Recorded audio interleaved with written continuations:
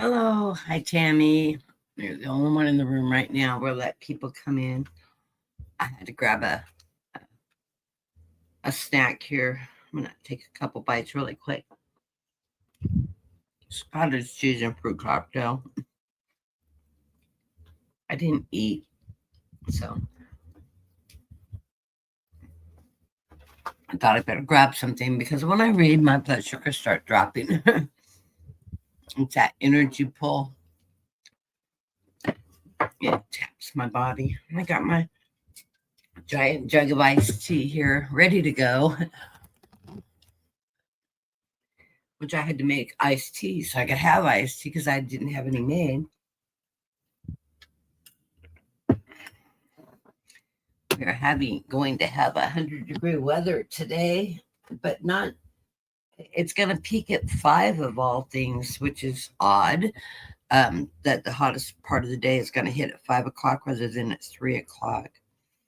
We were at about half an hour ago. We were at 88. It climbs a degree or two every hour. So I'm doing good. I got some sleep last night. Thank God. Boy, I was running on empty yesterday. Bad. And I can't believe that.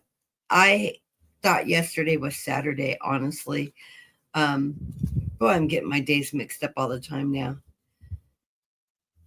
It's retirement. I don't have things going on a calendar every day because I've been packing, and I just lose track. I know I'm not the only one in the world that does it. My husband never knows what day it is either. He gets trash day, Well, that's the other thing is the trash was out yesterday, but they came by on Tuesday and drove past everybody on our block's house and didn't pick up any of our Tuesdays is our green can and our recycle cans. They got I'm not even sure they went through the neighborhoods because everybody's cans were out still. So my husband called the city and said, hey, nobody came by and picked up anybody on our blocks cans. So the city sent the recycle person out and they picked up just ours and our next door neighbors because they were sitting next to each other. And that's it. Nobody else's. Weirdest thing I've ever seen. So nobody else got their can because nobody called and complained. I guess they only pick it up if you complain. Hey, we're paying for the service. If they forgot to do our neighborhood, they need to come back and do our neighborhood. And those trucks are noisy. So, I'm home, so I hear them. But I thought it's crazy. Hey, Dean, going to join us today. I tried to get him to read with me today, but he said his room is a mess. Is what his excuse was. I don't know. I didn't have him on camera because I was playing a game while we were talking. But I'll let him off the hook. He's still working on his house, putting it back together after his daughter went off to college and left that infamous trail of departure. And I know it and he just started back to school, so he's been busy with school and all that. And the last thing you want to do is go deal with fourth graders all day and then come home and clean house. He'll get to it. I threw him. He's like, I need to do laundry too. Katie had the washing machine going all week while she was here, and I haven't done laundry. But I said, just throw a load in, and when you think about it, you can switch it. Nobody's waiting for you to move out of the washer and dryer. I said, and it'll be fine. You'll remember it when you go in to make dinner and throw it in the dryer and not think about it and not make it a chore. You can always hit repeat on the dryer if you don't get it pulled. I hang everything up right out of the dryer, and that way it doesn't get wrinkled. It's just my habit. Everything goes on a hanger, except for the underclothes. And I can throw those in a basket. I don't care if those are wrinkly. Nobody's going to see them. I can hear Dean laughing at that one. Okay. I'm going to do a quick read for the collective, and we'll go from there. I'm going to do a full Celtic for for Trend Zone when he comes in today. Send me a really nice donation. So I'm going to run a full Celtic for him when he comes in. And I'm not even laying the right layout here. I always do a Celtic for the collected.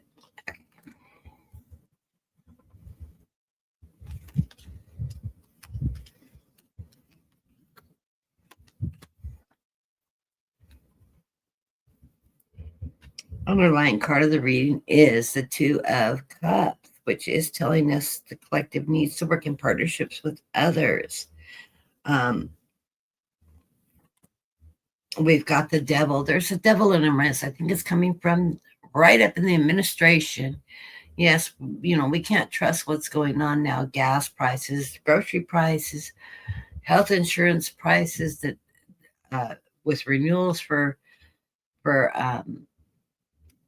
Medicare and stuff like that, and prescription drug plans and renewal plans for insurance coming at that, all that actuarial and everything, and those rates start getting processed about October, where the insurance company's working on them, and all the behind the scenes stuff going on that happens in the industry in October, November, and then it goes into open season in December.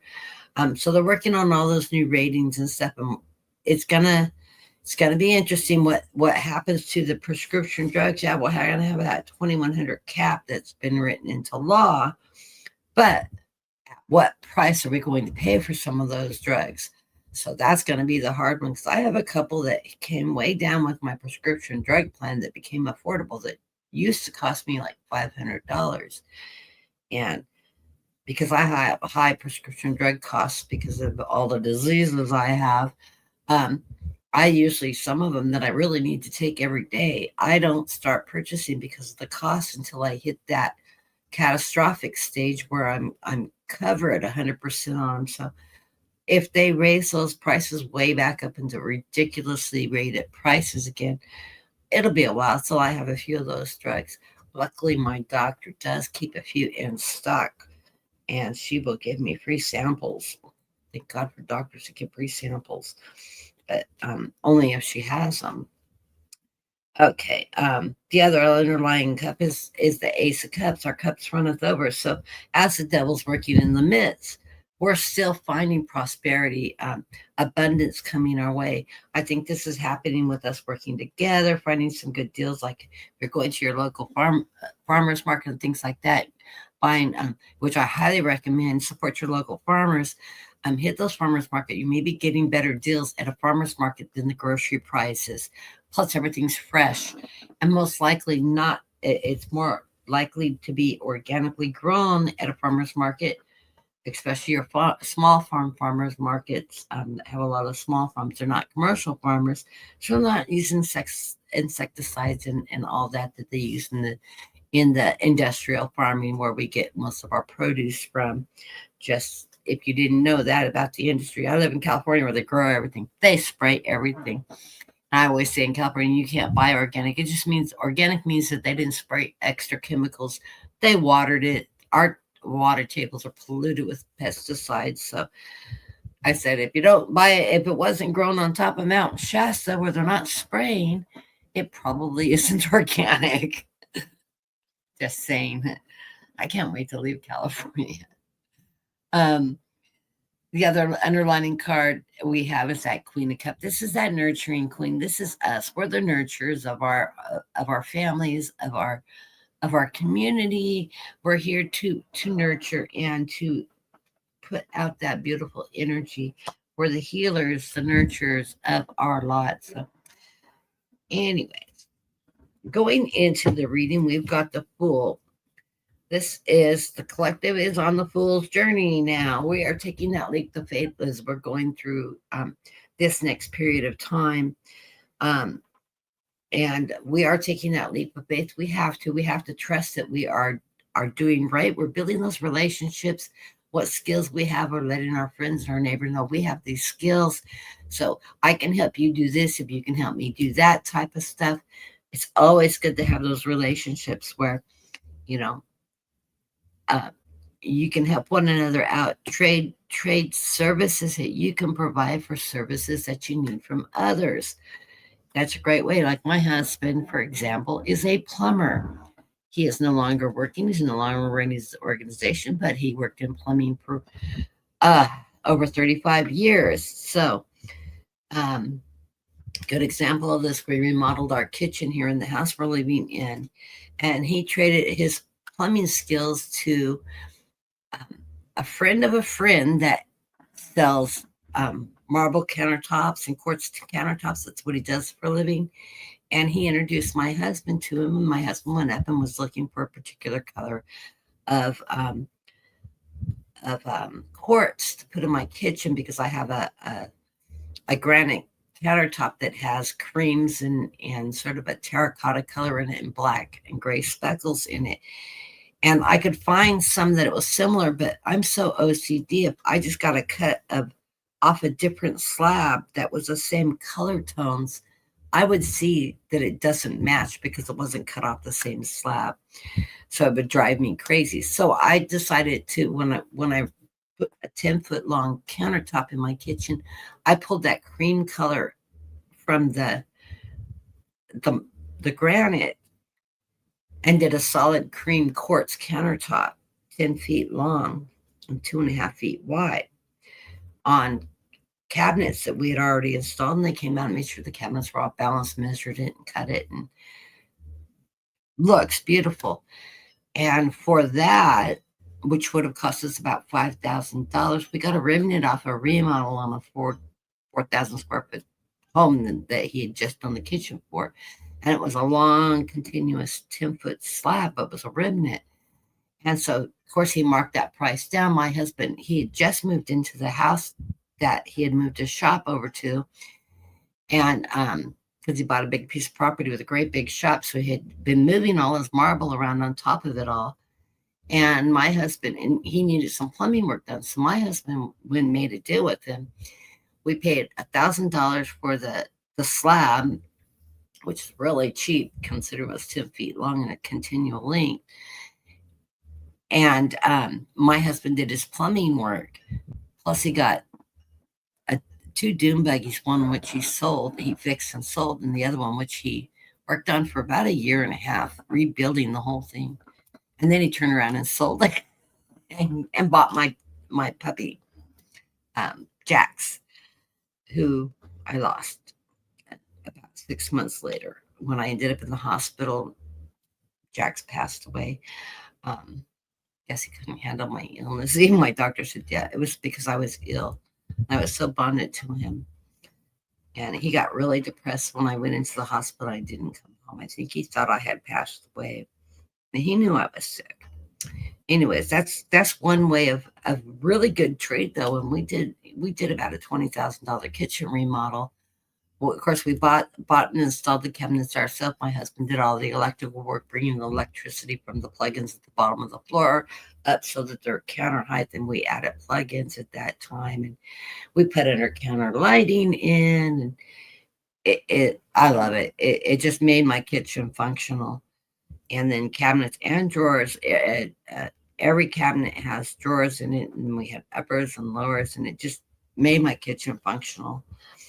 And I only had 2 cabinets flanking my stove, one on each side and one cabinet below, so 3.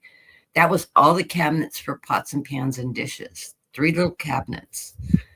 Now, we've been married 20 years, and I don't know what everybody else's kitchen looks like, but I have more dishes than what I could fill all those cabinets and still have boxes and boxes of dishes.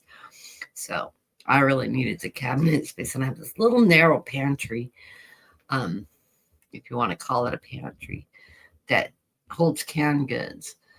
But yeah, so I needed that cabinet space, both the cabinets and the counter space, because I didn't, had to have an L-shaped kitchen. I had a refrigerator at 1.5 feet, the stove, a corner section that led to the sink, and then a counter space that was the width of the dishwasher that was next to the sink.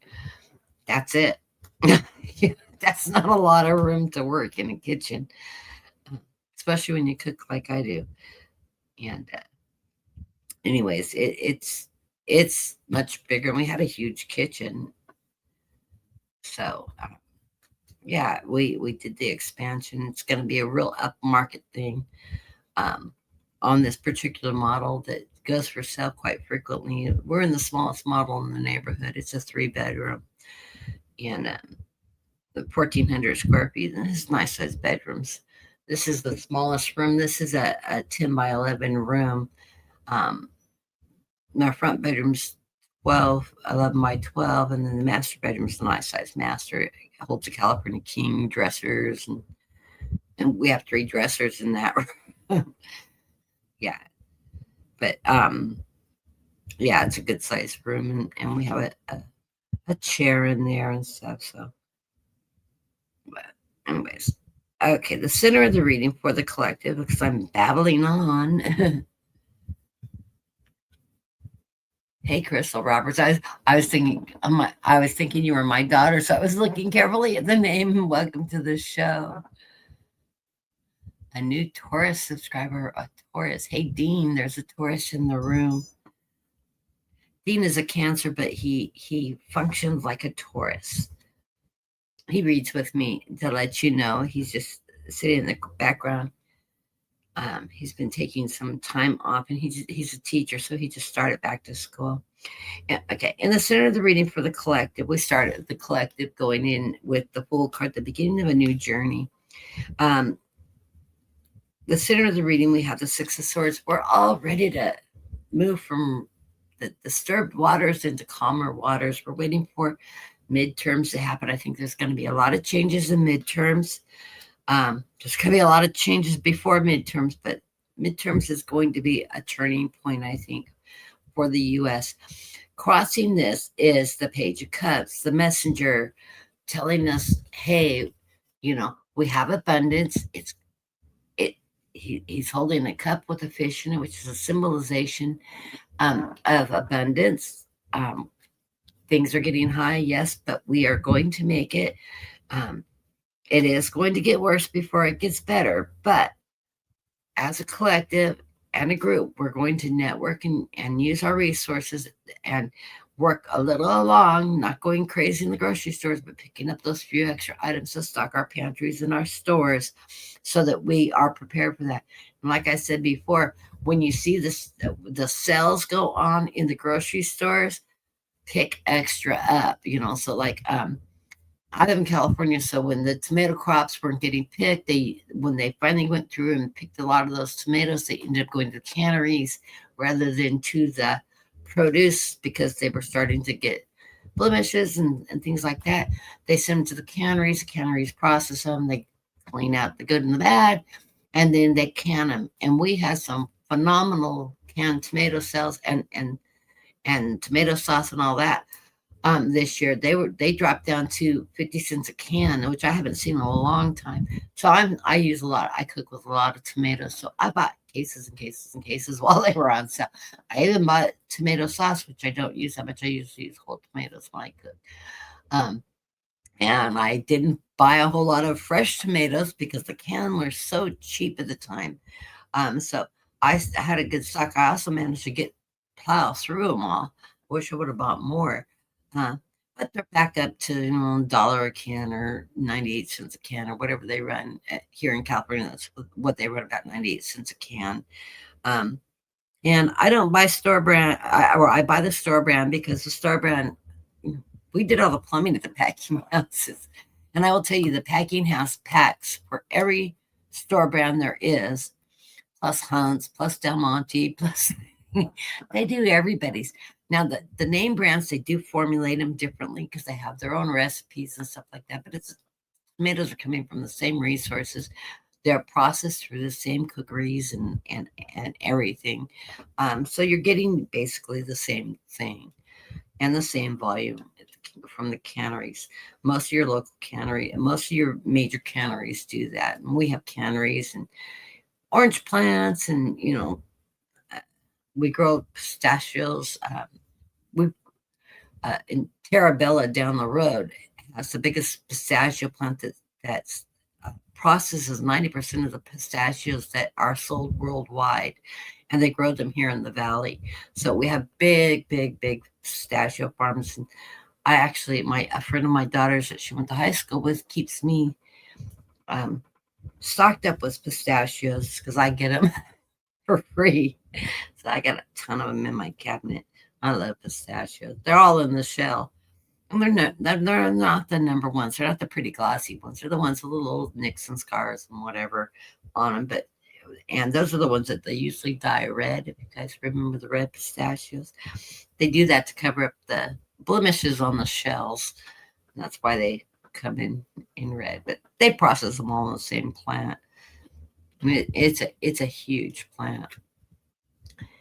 But okay, above us we have the Page of Pentacles. That Page of Pentacles is also telling us, yes, we are financially going to be okay. It may be tight. If you're looking for jobs and changing jobs, chances are you're going to increase your salary. When you do that, you're not going to take a cut in pay. If you're coming from a job and looking for a new job, you can actually transform your salary upwards. Most companies, if you're working for a larger company, you're going to get your normal cost of living increases and stuff like that, but they're not going to be going above and beyond those. It's going to be minimal negotiations for a while because, as we know, the rich get richer, the poor stay suppressed. But we know the cost of living is going up faster than our salaries. So we will see changes after not the midterms, but after the presidential elections, and they start working on changing taxation for the wealthy and things like that. Some things will get rewritten before then. Some of the tax laws that were changed, giving them big tax cuts for the wealthy, those can all be rewritten. So don't think that the Democrats aren't going to go through and look at some of those things to bring prices back down and bring tax revenue up. And with the $40 trillion tax bill that our president has racked up in the last 2 years, some restructuring on taxation needs to happen. And it doesn't need to happen coming out of our pockets. It needs to happen coming off the top, who's not paying anything in taxes, basically, because they're getting so many tax breaks. So see that happening. Under the temp. Oh, I jumped a card. The way we are moving into the future is we are the hangman. This is not being hung up so much as we are hung up, and we're taking that higher perspective look at everything that's going on. We're doing a lot of cringing in the process, but we are keeping our eye on how the economy is going, the increased prices, the increase in gas and things like that. But we're trying to be as conservative as we possibly can. We're doing things like considering ride sharing with, if somebody I work with lives on the way to work or in my neighborhood, might consider carpooling and things like that to save money, to save gas, to make it more affordable so that we're not putting as much out of pocket. It's easier to share the cost of gas with somebody and go 2 to 4 people in a car, everybody going to the same destination, than everybody taking their own individual car, especially if you don't have to pay for parking in your employment. But you can save a lot of money doing that. So if you haven't considered doing that with people you work with that live in your area, you might want to consider that. Just remember, when you do that, everybody has to contribute. Everybody has to be on time. You can't be a pokey lingerer and make everybody late for work. When I lived in Portland, I carpooled a lot because I worked downtown, and it's an hour ride on the bus for a 10-minute drive in. So there was 4 of us to split the parking costs so that we could get in. We could leave later and get in and get out of town and not have that 1 hour standing up on the bus ride home and things like that. Because the buses got crowded. We were at those bus and half-link buses. And if you got in the back of that bus, it was fishtailing everywhere. My city life. I live in the country now. Okay. The temperature of us in the community, how we're feeling at large. Two cards came out. I got the Queen of Pentacles, and the Emperor. So we're feeling like we're still in control of what's going on around us, and we are keeping tight control over our finances right now, how we're using our money within our budget, things like that. And this is reflective of how we're conducting our household. Yeah, we're ruling over everything that's happening, coming and going through our household, and we're really taking particular um, notice on our budgets, and really working our budgets tightly so that we're not overspending. Yeah, even I've gone through and eliminated services and things like that, subscriptions that I've been nickel and diming myself out of. Money's been so tight that I've had to cut a lot of those things out just to save money. Um, and of course, we're still packing and going through everything and trying to downsize. So it's not just everything goes on a box and ready to go. We're having to sort through all of the things that we've accumulated over 20 years and really truly downsize, because we're moving from a 1,400 square or almost a 1,500 square foot home into 1,200 square feet and 2 bedrooms. So getting rid of excess clothes, getting rid of excess things, that we've accumulated over the years. And I'm at that point of just get rid of it all, minimize, and let's go minimalist and not replace anything but furniture. That's where I'm heading towards now. It's getting and that's hard for women to get rid of things like clothes and shoes and things like that.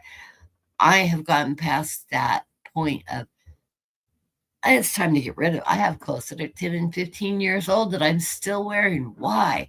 I need to get rid of the stuff, and they're not worn out. I'm not hard on clothes.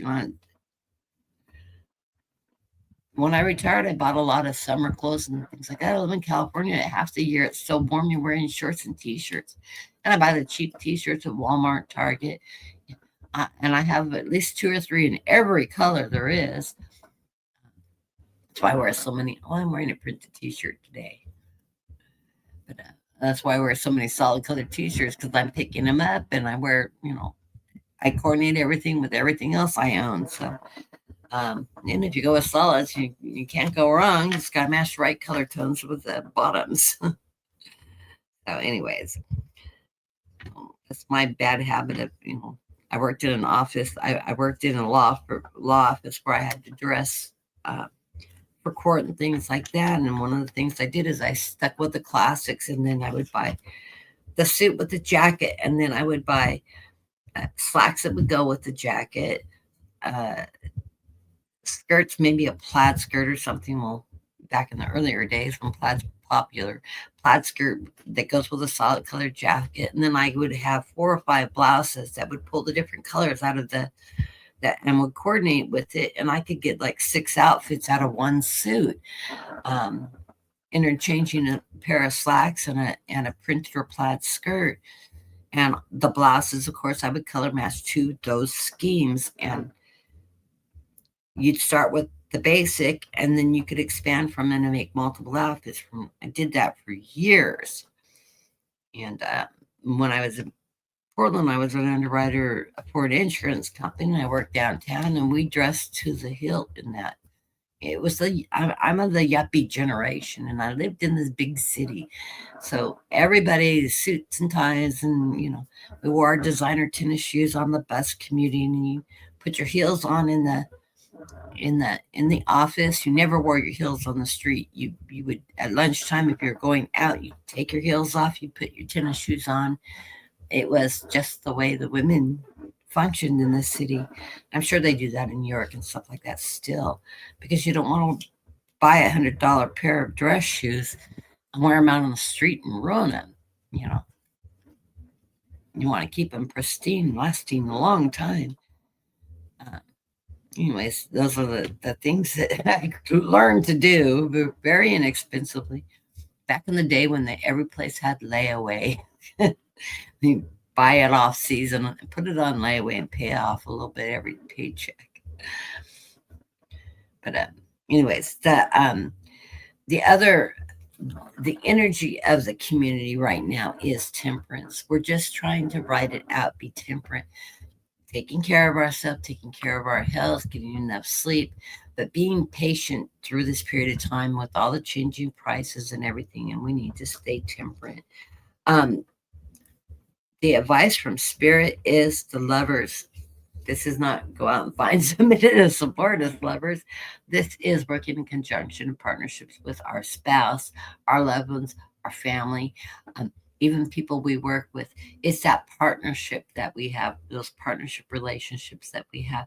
It makes our life and everybody else's life when we're working in partnership with others, makes it easier to get through the harder times. The final outcome card is there's going to be some heartbreak in all of this.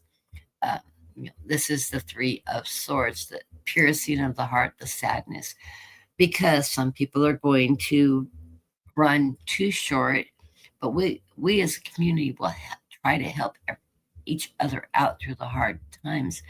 I know one of the reasons why we're relocating from California is it has gotten so expensive. We've never struggled with money here until this last 2 years. And now we're right at that tipping point of our income with property tax going up, with the gas prices.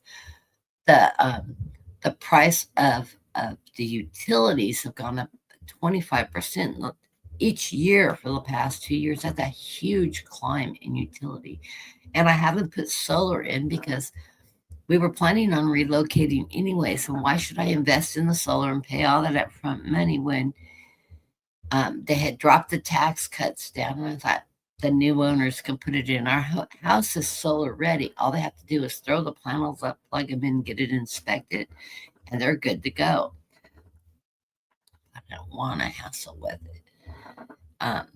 So whoever buys the house is solar ready. I have all the paperwork on the house. I'm going to give them original binders. If anything's wrong, they can go after the builder if it's not set up right. I know my next door neighbor, they told him, no, the house isn't solar ready, everything. And they charged him for setting up the solar connection from the install in. And the house actually has it all set up in the attic space. Mine has it because I've seen it and it's marked. And I told Brad, you need to pull your paperwork because it's already in there and they charged you for that. The contractor that installed it charged him for that, even though it was already in and it's written into the builder's contract of our houses. And I think he did finally go back after them for that because they lied to him. But anyways, that's a heartbreak. And that we're going to see is some people losing things. Of course, we know there's going to be a whole lot of mega out there, the ones that are still super megas, that are going to be totally heartbroken when their great leader doesn't even make it through his full term. Because I still am seeing and I'm hearing within our community that our leader will not make it through his full term, and most of us are seeing him doing a fall before midterms.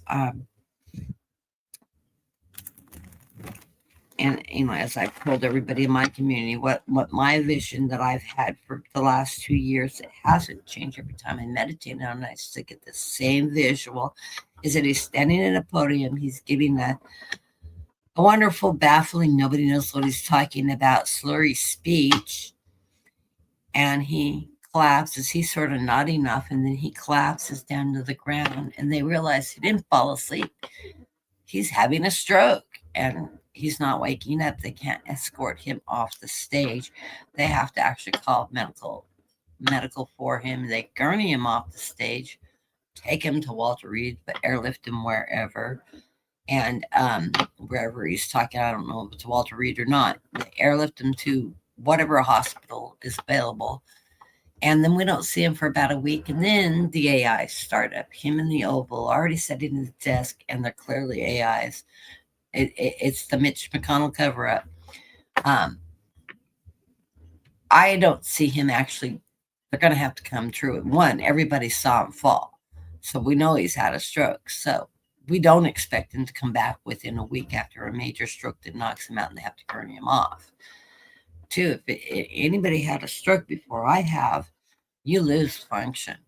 You lose function in your arms, function in the kind of strokes he's having, strokes that are affecting his facial feature, his speech, the slurring speech that he has partly is from strokes. And he's still having a lot of mini strokes. I think he's going to be having a major one where he's going to lose function in his arms, in his legs. He's going to lose his voice. I'm sure we're all heartbroken about that. I think most people cringe when they hear him speaking, or at least in our community. I don't know how many people I like just can't listen to him. I read the transcripts. I don't listen to the speech. I read the transcripts are worse than the speech because it's recording what he's actually saying. It doesn't make any sense, even written. But that's what I'm seeing. I think it's going to happen sometime towards the end of this month, beginning of next month.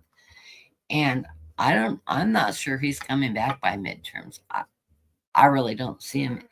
I don't see him dying from this. I see him literally incapacitated, not able to return to the presidency.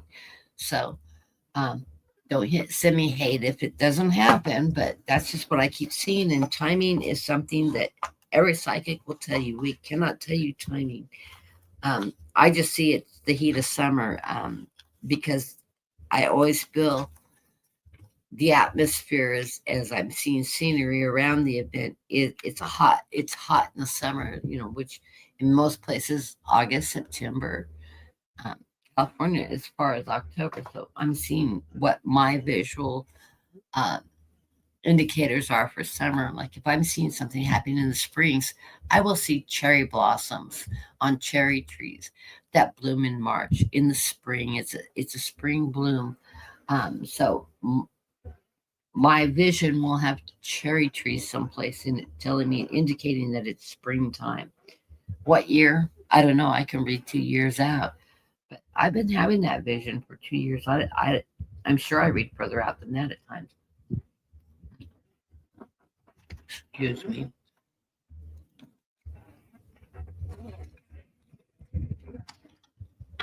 But just saying. I'm going to do 5-card readings today. Anybody wants to do a donation, you can do the donation through my Zelle or my PayPal. I'll throw extra cards for you if you do a donation. And if you want to ask a personal question, I'll include that. It's been a real lifesaver getting donations.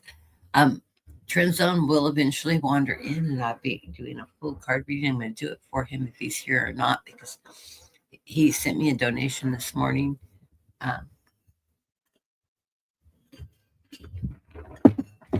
And knowing his schedule, he could be having in the middle of a nap and not come until later in the show. So, but I'm going to do 5. Hey, Shar from Charlie's Angel Tarot is in the room. I'm doing really good. I hope you're doing well. Making the rounds. Stay in the room. I'll throw some cards for you before you bounce out, because I know you're always bouncing in and out, just checking on us. Dean's in the room as well. If you want to say hi to Dean. It has been a while, Shar, since I've seen you and since we've talked.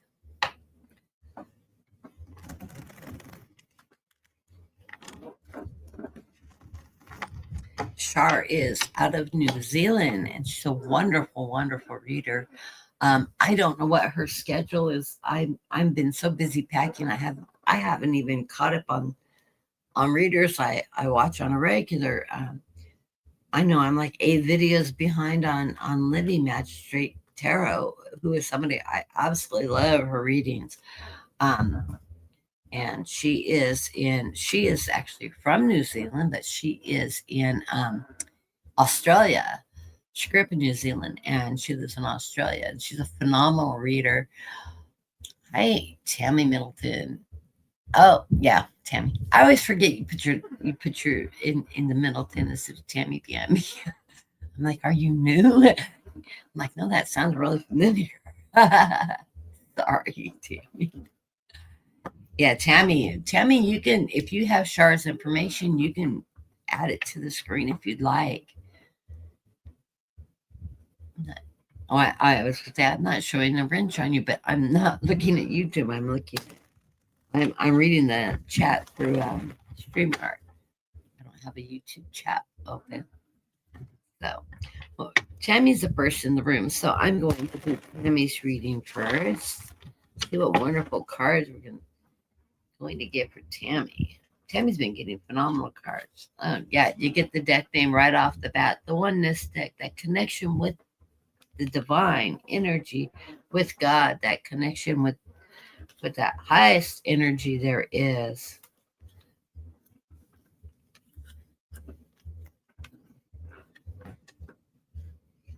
Maybe for fun, I'll do double rows of 5. A now and the coming week. Okay, let's do double rows of 5. That'll be fun. I told you guys I was going to change things up a little bit. Since it's a slow day, it's a good time to do it because I can take more time reading with a slow room. Of course, the room could fill up really quickly. Never know. It's Saturday. It's beautiful all over the place. Hey, Shar, put your channel information in so people can connect with you. Shar also works with Brenda from time to time. They used to work together all the time, but everybody's sort of, we all mix up and go our separate ways and whatnot. The underlying reading, the underlying card for reading Tammy is the Inspiration of Wands. The inspiration cards in this deck are the Queen cards. That is your fire energy, your creativity, the knowledge that you have, and how you use that energy. I love that the butterflies in this card are ascending through that smoke of creativity, just rising and helping you ascend. This is you taking control of your power, your strength, that fire energy that keeps you going. It's taking action. It's an action card. All your wands are always action cards. And following that, we get the Knight of Cups, which is the action of cups in these cards. They always say the knights are action. Yeah, knights are action. This is one of the slower moving knights. This is the emotional knight. He is supporting the troops, basically. He's the supporter of what's going on. He's moving on a steady pace. He is using that emotional energy to back up the troops as he moves forward. He's bringing the abundance. This could be the abundance of food, nutrients, things like that, because I always represent cups as being an abundance card. Usually there's fish in the cups. Of course, he's in shadow in this card, but he is there and he is backing us up through the times. I have the 5 of Cups, a little bit of sorrow. Cups are always emotional cards. They're always inner relationships with ourselves is always the way I look at the 5 suit. And sometimes it also is within our environment, but you have a little bit of sadness.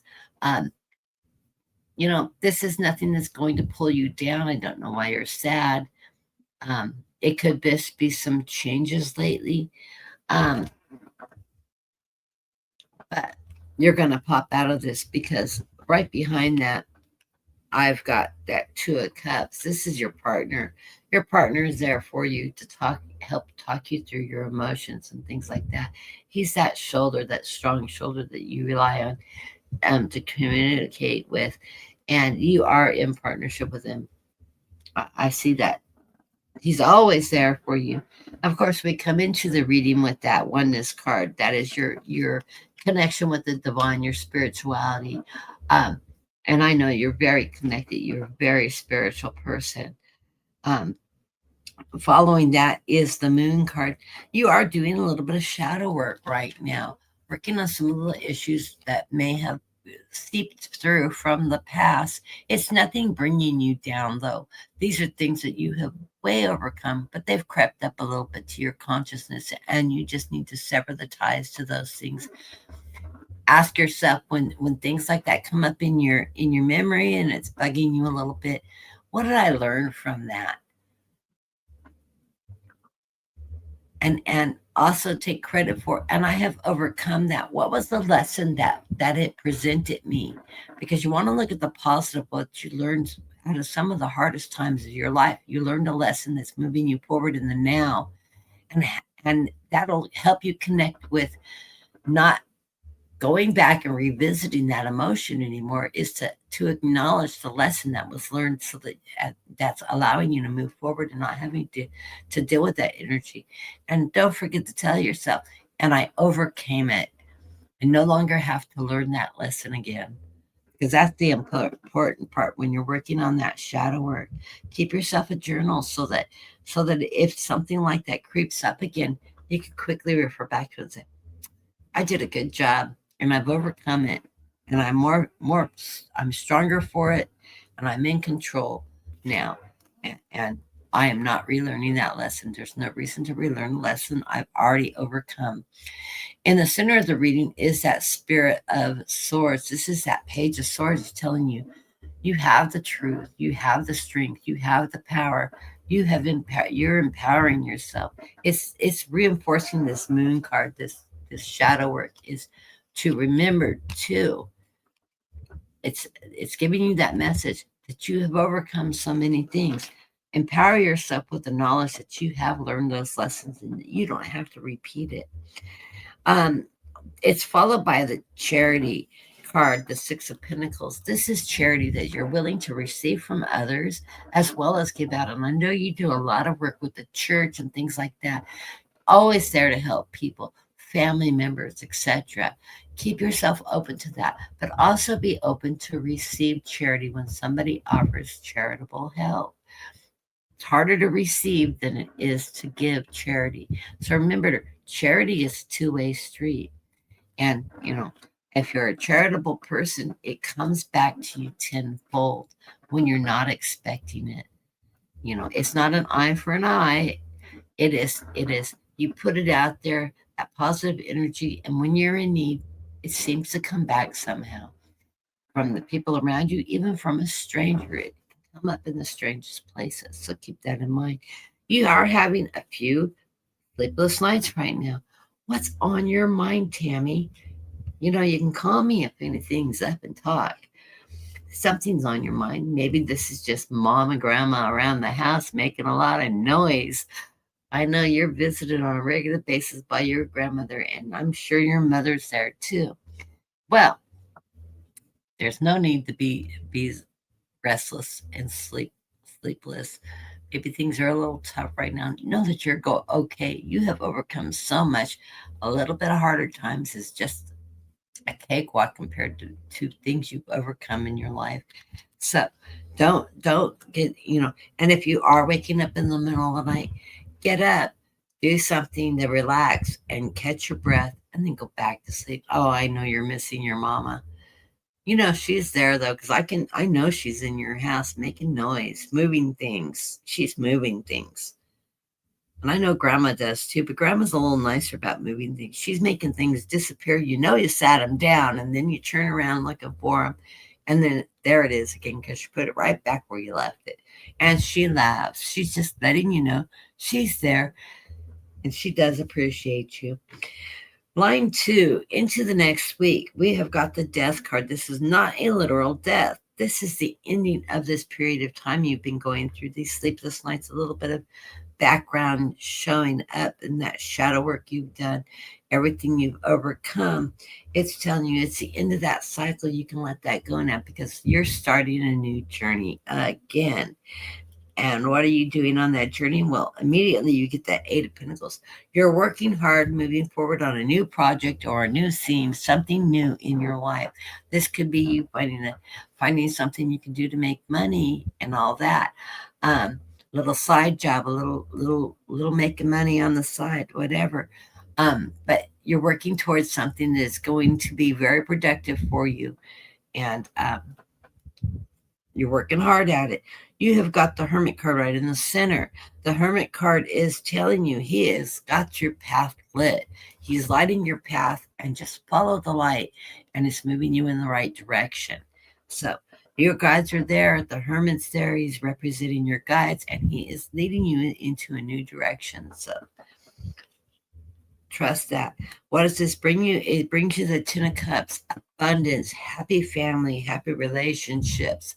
So whatever changes you're going through this week, just go with that flow It is bringing you happiness and abundance in your life, and everything's going to be good. No more sleepless nights. And the final card is the card from me to you, the Temperance card, my card. It's telling you, remember to take good care of your health. Be patient. Get plenty of rest. Stay grounded. Meditate, and stay connected with your guides and your spirituality, because they are there for you and they are giving you all the messages, leading you in the direction you need to go. So be temperate as you move through this period of time. It is going to serve you well. Blessings to you, Tammy. And if you need to talk, you know my number. Just give me a buzz and we can talk. But I think everything's going to go well. I think you're just having a little period of time of change, just changing. Anytime you're doing shadow work with that moon card, you're acknowledging your past and where it's propelled you forward to. And I always think it's really healthy to touch base with our past to know how far we've come. And you know that old what Virginia Slim cigarette saying, "You've come a long way, baby," and you have. So blessings to you, Tammy. Send my love to Randy. Randy, that's right, Randy. Yeah, Randy's right.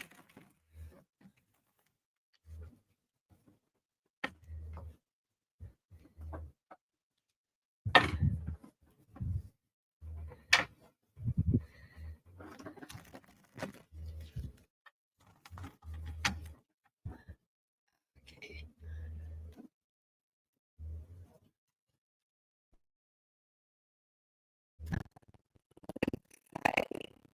Charlotte's having to go. Yeah, she's I believe about 12 hours, 9 to 12, 10 to 12 hours ahead of us here on the Pacific coast. So it's the middle of the night in the Netherlands right now. So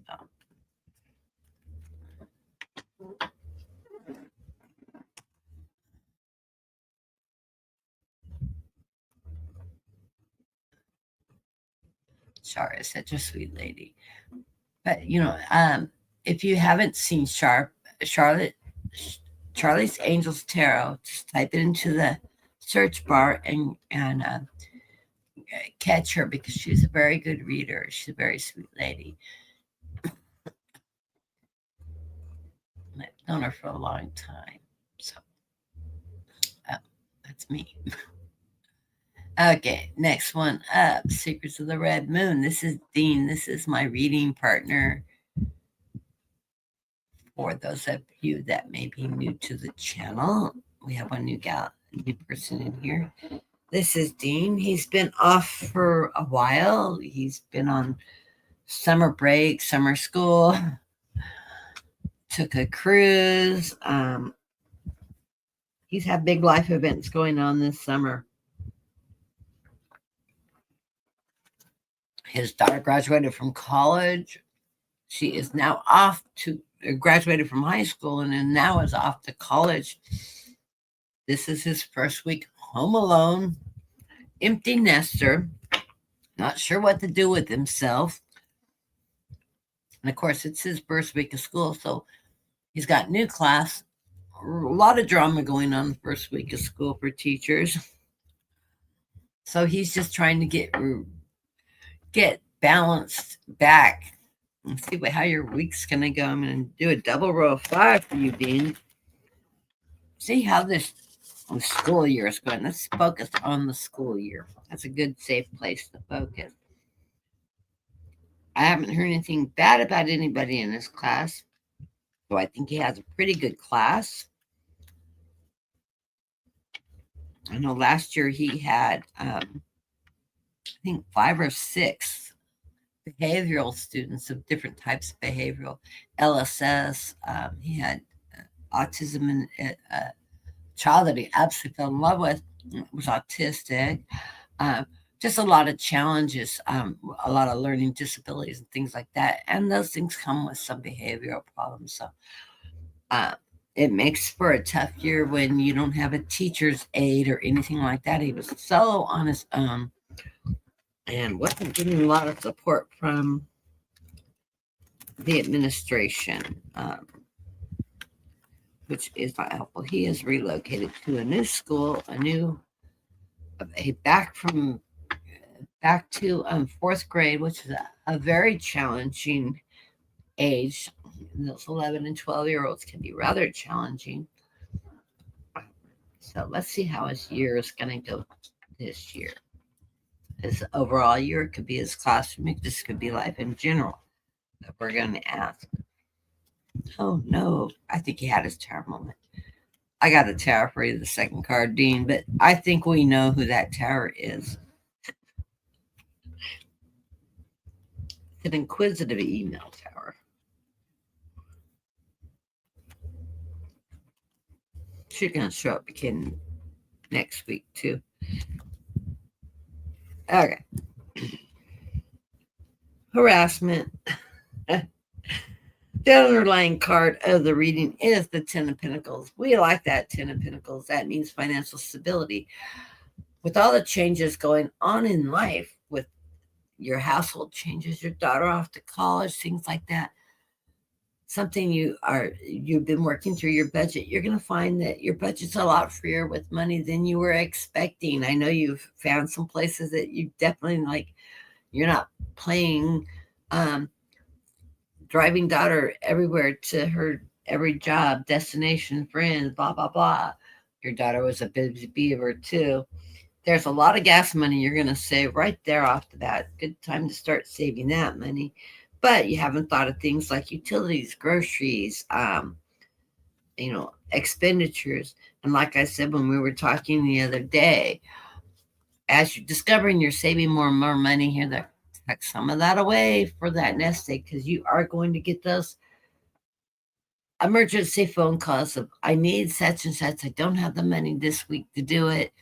Dad, can you help me out? Calls. And of course, you aren't paying for anything. I know. Famous last word. Yes, you are. You will help out when the time comes, and she doesn't really have it to get that something.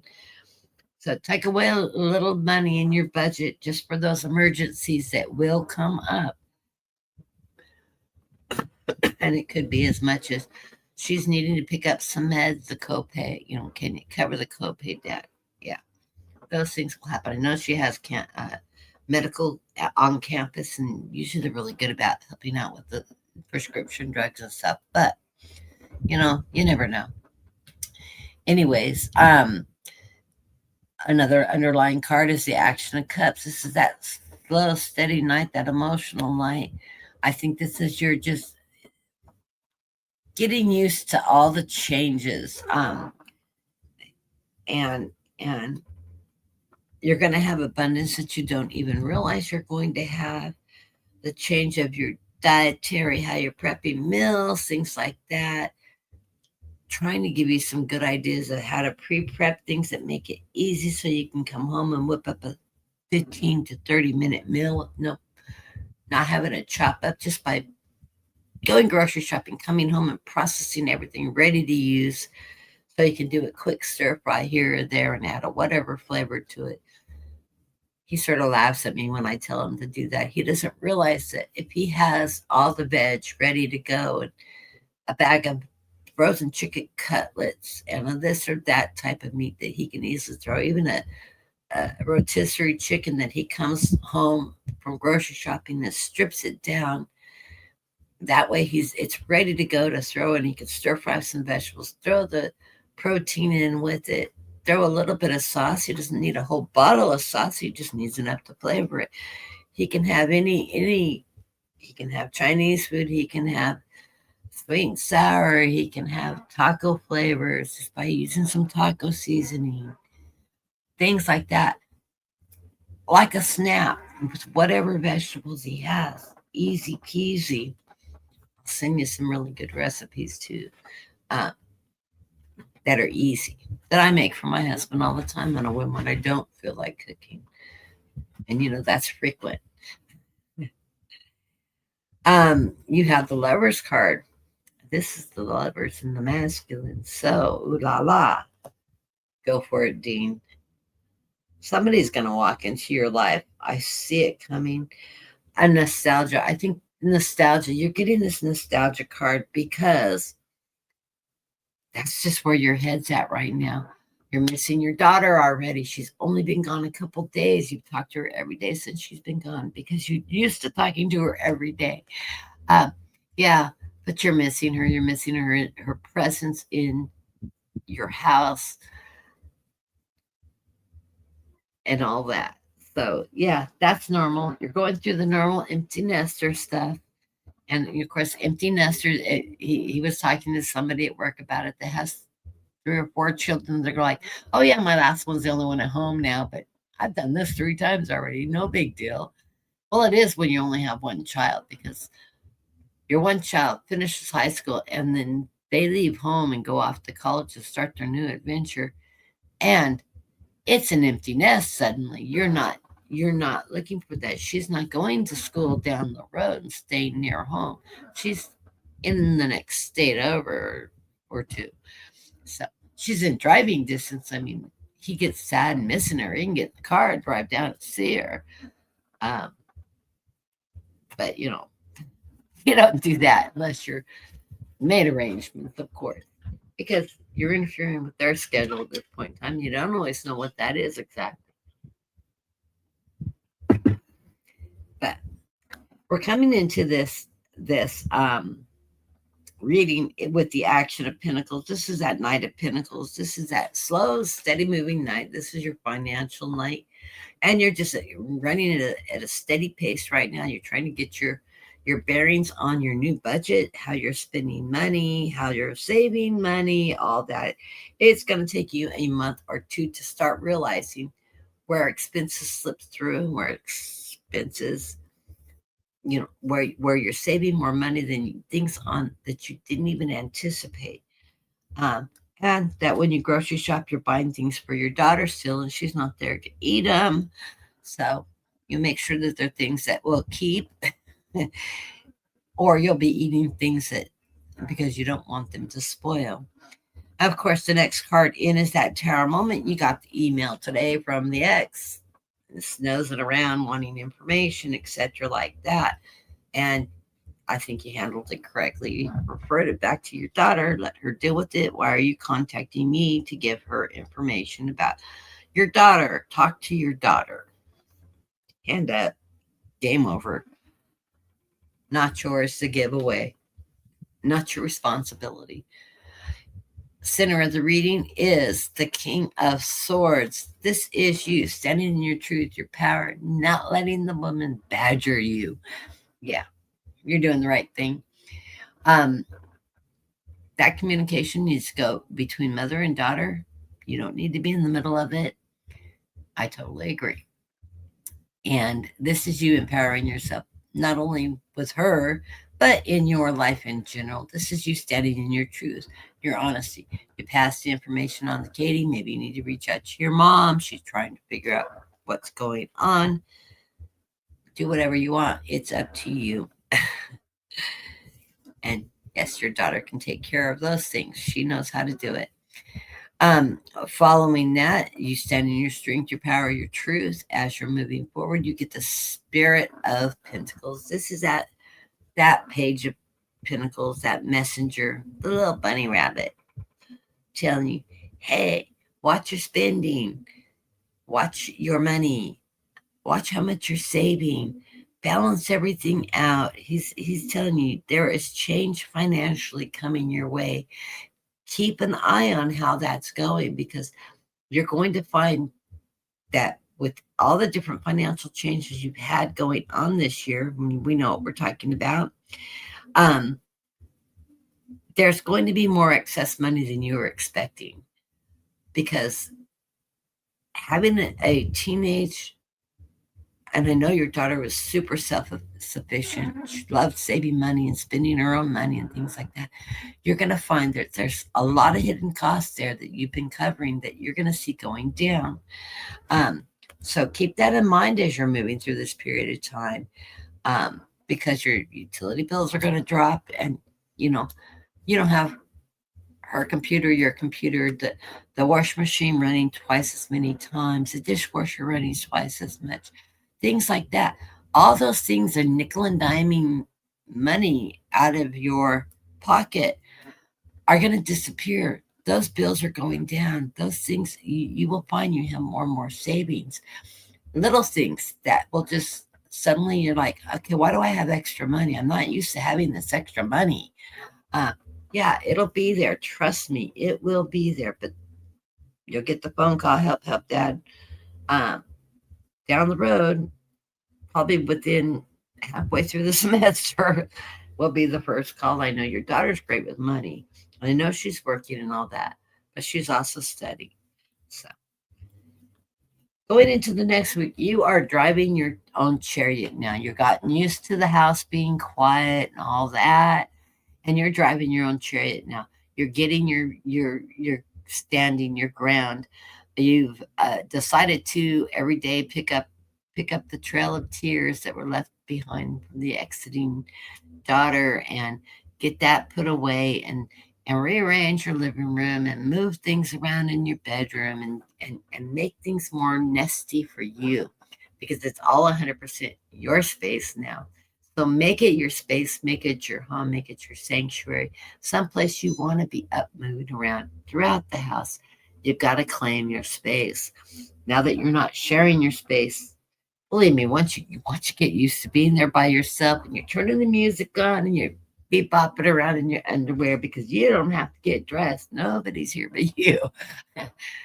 You're gonna have a good time and you're going to love having the space. And then when your daughter comes home, the volume goes up, the clothes go on. Her music goes on in the background, not yours, although I know you like her music too. You've got the strength to get through these changes. Of course, you are a strong person. You're a strong person. But about the time you found your strength and you found your power, and you're getting all those little things done, now that you decided it's time to just do it because you want your clean house back. You want to be organized, and everything's starting to fall in place. The phone's gonna ring. And it's going to be the ex putting her nose in the next even because daughter's not sharing. Do what you usually do. Don't bother me. Talk to your daughter. I cannot make her call you. Bye bye. Click. Yeah. And then tell your daughter your mom's calling. You're not returning her calls. Just flip her a message or something so she won't harass me. I know. Realize that you need to get out.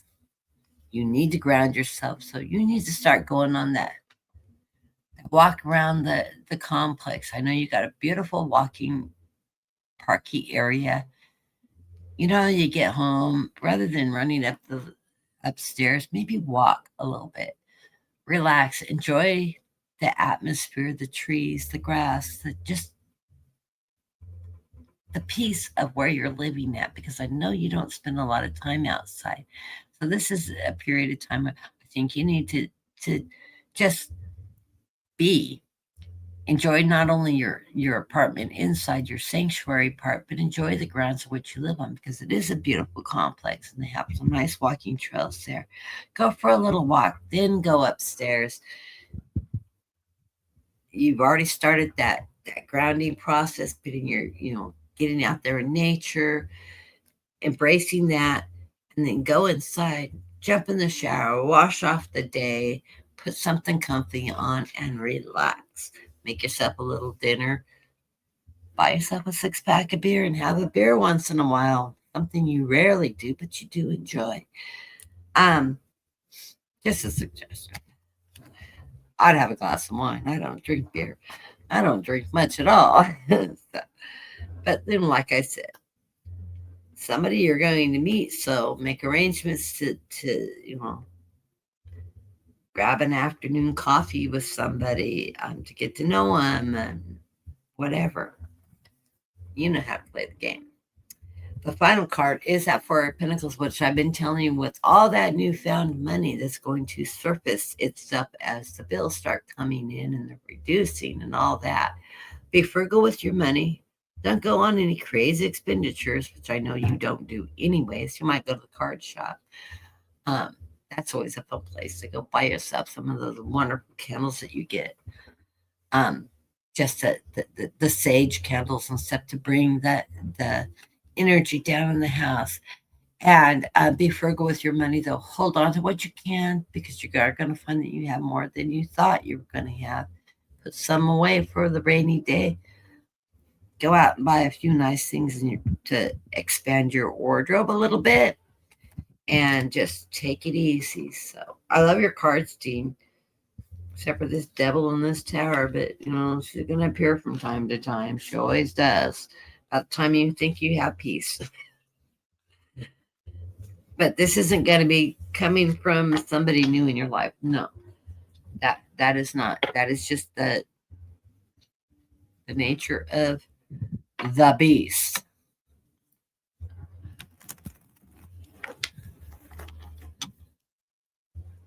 And since your daughter's not sharing, she thinks you're going to. She should know better after all these years. But uh, yeah.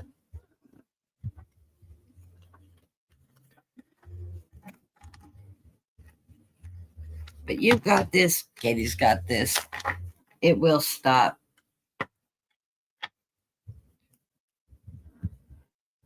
Come the first year, get those taxes filed like ASAP.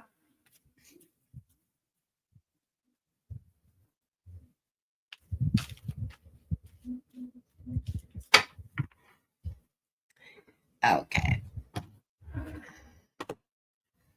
If you want some practice, I'll send you my taxes so you can do 1 year for me. Wouldn't that be fun? I hate my taxes. I'm I get refunds, but I hate filing. It's just doing the paperwork. It just drives me crazy. Mind you, originally I wanted to become a CPA, which would have meant I was doing taxes and books all the time. Well, I changed my mind 4 times. Actually, when I was in college, I actually went to work for a tax prep company for a courier where they sent in and we ran. This is back in the 80s when everything was starting to become computerized. We ran a lot of tax forms through computer systems, and then carried them back to the CPAs. Services you don't know CPAs do. You think they're doing everybody's taxes manually? No, they send them out to services. They were computerized. We data input the data, ran it through, checked for everything, kicked out the reports, and then I was a courier for these companies. So I worked the whole downtown area and all of John's Landing. So I thought this would be a great way to know all the CPAs. I'm studying to be a CPA. I would know who all the CPAs are all over Portland. I lived in Portland at the time. I was going to college. So I thought it'd be a great way to meet contacts, etc. And I'm doing this, and what stood out more than, hey, it's a great place to meet contacts, is I met some good contacts. I'm very social, so I chit chat with all the different CPAs in town. But what I noticed was the older they got, the more dissatisfied in life they seemed. They were bored. They weren't happy. They just looked like, I'm at work, I'm running my business. They're not happy to be there. They're not, they just slumpy and I thought, geez, as they mature through their career, they're really not happy with it. Yeah, they're making money, hands over fists and all that, but they're not enjoying life. I changed my major the next semester after tax season. Now, granted, I had gone through all the major coursework. I was finishing my tax law and all that, which was a really easy class for me. A lot of people struggled in that class. my mom worked contracts, and contracts is law. It's a lot of law. So and then I have several attorneys in my family. So law just becomes very natural because it's something that's openly discussed in our family. So I just had a natural understanding of law. So I flew through that class, and then I changed majors. When I graduated, I took a minor in accounting. I just didn't go for the CPA. I didn't go for the licensing. I had to add all the coursework I needed. I could have gone for my licensing, but yeah, I wasn't planning on working in that field. Guess it would have been a great fallback career. My sister also took all the accounting classes with me because she wanted to take them with me. My sister actually worked in accounting field, and she did the books for a major theater company, movie theater out of Portland, for the corporation that owns all the movie theaters. So she loved it. She worked in accounting for years and years and years. And then she ended up changing careers when she came to California. She did some corporate bookkeeping and stuff like that, but not at the level that she was working in Portland. She's the one that actually followed that dream, not me. She's a really good accountant, and she does a lot of private tax prep still for people on the side. She makes a lot of money during tax season, just helping people out and doing their taxes for cheap. She just charges a very minimal fee for people that know her compared to what it would cost them to go down to a CPA or H&R Block. Who doesn't charge what they charge. Okay, next up is Crystal.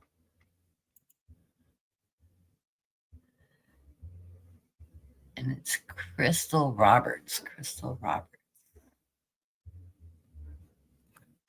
Did you add those numbers to your name, or is that just assigned by YouTube? Because if it's your birthday, my birthday is March 8th. You were born the same year as my younger sister. If that's your birthday, just saying. But you say you're a new Taurus subscriber, so you wouldn't be a Pisces. That couldn't be your birthday. That must be the one that YouTube tacked onto the end of your name to put some numbers on there. Okay, Crystal, welcome to the room. I normally do 3 to 5 card readings, 5 cards with a question. I ask for $5 donations through either my Zelle, which is, I usually have it posted, but it is scrolling. Yeah, my PayPal is scrolling at the bottom of the screen. It's microscopic on my computer, but in the description, my Zelle account and my PayPal account are there.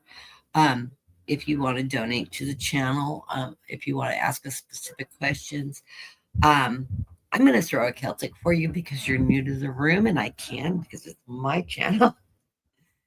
And I was throwing 10 cards. Okay, Celtic's 12 plus underlying cards. So I will throw a Celtic for you. And welcome to the channel. I hope you're enjoying yourself. And I hope I didn't say I was reading oracles today because I'm not reading oracles today. I'm chatty. I'm chit-chatty. I tried to get Brenda to join me, but I didn't ask her soon enough. And I just flipped it out this really early this morning to ask her if she wanted to join me. We didn't see it when she was doing her meditations because she doesn't usually jump on her phone since she's doing her morning meditations. She hadn't been online all day. She caught it this afternoon and said, "Oh, I've been out and about." And I said, "I really, since I didn't hear from you right away, I figured you were out and about and busy. Don't worry about it. It was short notice." But yeah, Brenda and I, from Brenda Tarot, she's on tomorrow with Anne at 11 Eastern. No, wait a minute. 11 Pacific times, 3 o'clock Eastern time. No, 2 o'clock Eastern time with Anne. It is Brenda's Tarot. She does, they both are doing personal readings. I think it's a minimum $5 donation for questions, $5 to $10, depending on how many cards you want. And she'll pick up after she reads all the questions that have donated. Then she will do some free readings, a couple cards for people that are in the room to finish up the show. She's absolutely a phenomenal reader. I absolutely love working with her.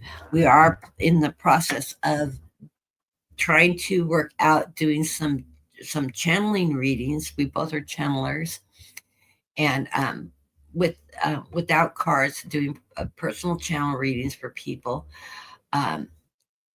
We haven't got everything. I'm going out of town in mid-September, and I'm going to be gone for at least 2 to 3 weeks. My daughter's sending me tickets. She hasn't booked it yet, so I don't even know. I know I'm leaving between the 12th and the 15th, and I don't know when I'm coming back yet because she hasn't booked it. But we're trying to get that squared away, and after I return, we'll be working on that. I'm also in the process of relocating from the West Coast. I'm in California to the East Coast. I'm moving to New Jersey, and I'm in the process of buying a house there. Got pre-approved of my loan contingent to the sale of my house. So everything's falling in place, but getting my husband to get moving a little faster to get the house on the market.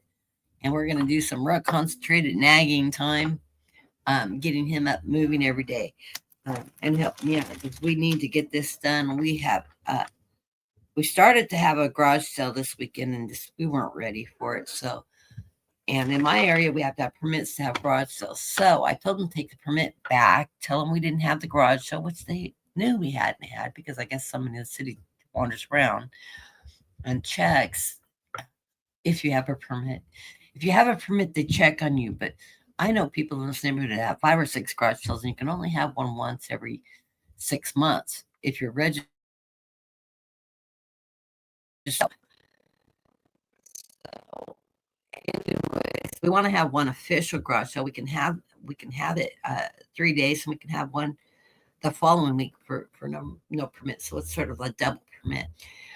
We plan on doing that because we are selling all of our excess furniture we're planning on not taking with us, and we're going to buy a new living room set. And we have 2 dining room sets. We're taking one with us. We're selling one, really nice one. We think we have buyers for both the living room and dining room set already. But we have so much to clear out so that we can get organized enough to get everything staged in the garage ready to go, because I have furniture from my next door neighbors that they left behind. He gave me his entire office, knowing I had an office set up, and I never bothered moving it in. And it's a really great dress. I would love to keep it, but in my new office, it's not going to fit because I'm going to share my new office with my granddaughter, Addie. Has declared my new office her bedroom when she comes and stays every weekend with me, which is not going to be every weekend because Addie also has a life. But Addie wants to learn to quilt, so Addie will be over frequently. She's always been fascinated with my quilting and my sewing. From the time she was a toddler, I was working on a quilt at her house when her mom was pregnant with Jamie. She was 2 years old. She was one, let's see, they're a year apart. So she was 1 year old. I was working on his quilt, and she was there at my sewing table with her nose practically under the needle. I'm like, Addie, you can sit in the chair. You can't get close to you can't touch the sewing machine while I'm sewing. Fascinated her. That's the way I was watching my mom sew.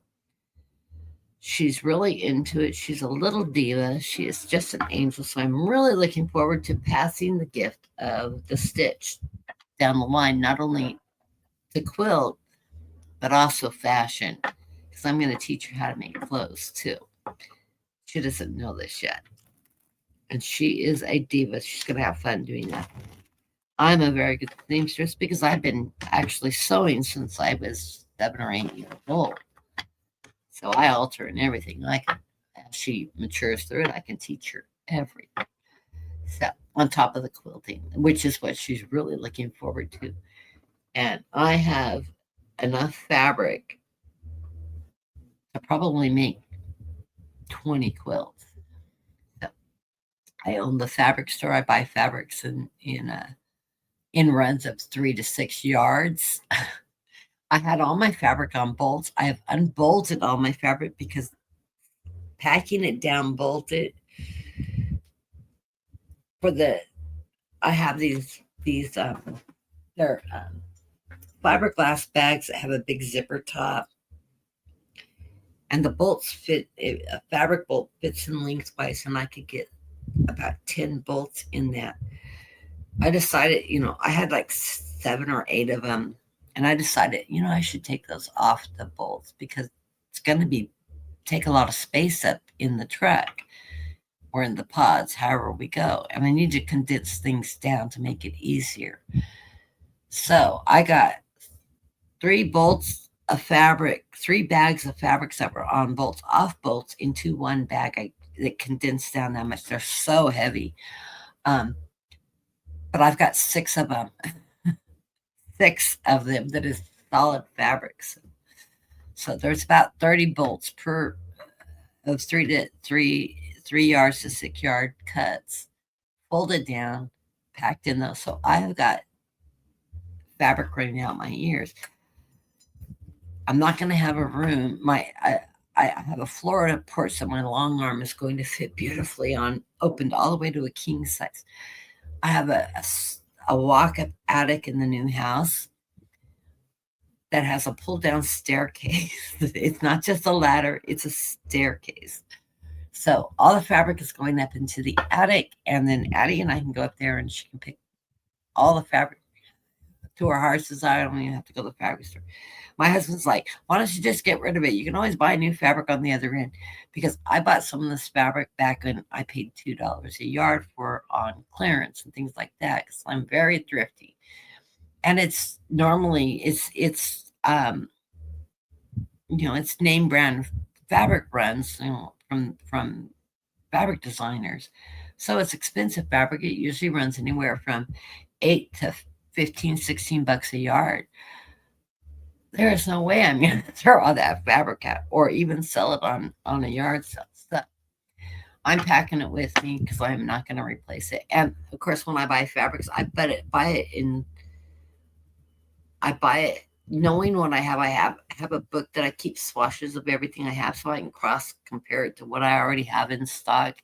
And I tend to design all my own quilts. I don't use a lot of patterns. I go back and forth. But I did do a lot of quilt designing as well, making my own patterns up as I go.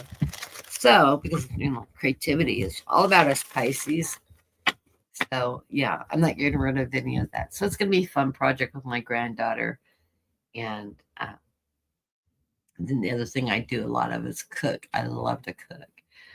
Wish I could eat everything I could, but I can't. But I love to cook. And I am going to actually... once I get settled in and get the island put in my kitchen, we have to remodel the kitchen to suit me. They're putting gas lines in the neighborhood I'm living in. It has an electric stove. I have no clue. I haven't used an electric stove since I was in college and living at my mom's house still. And then after I moved out of her house, I've always had gas. So I haven't cooked on an electric stove since I was 21, because how old I was when I moved out. Year my dad died. And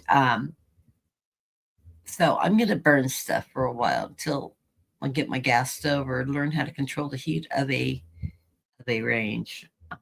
And I don't remember if the house has one of the old gas stoves with the hot metal thing on the top, or if it is a conduction stove.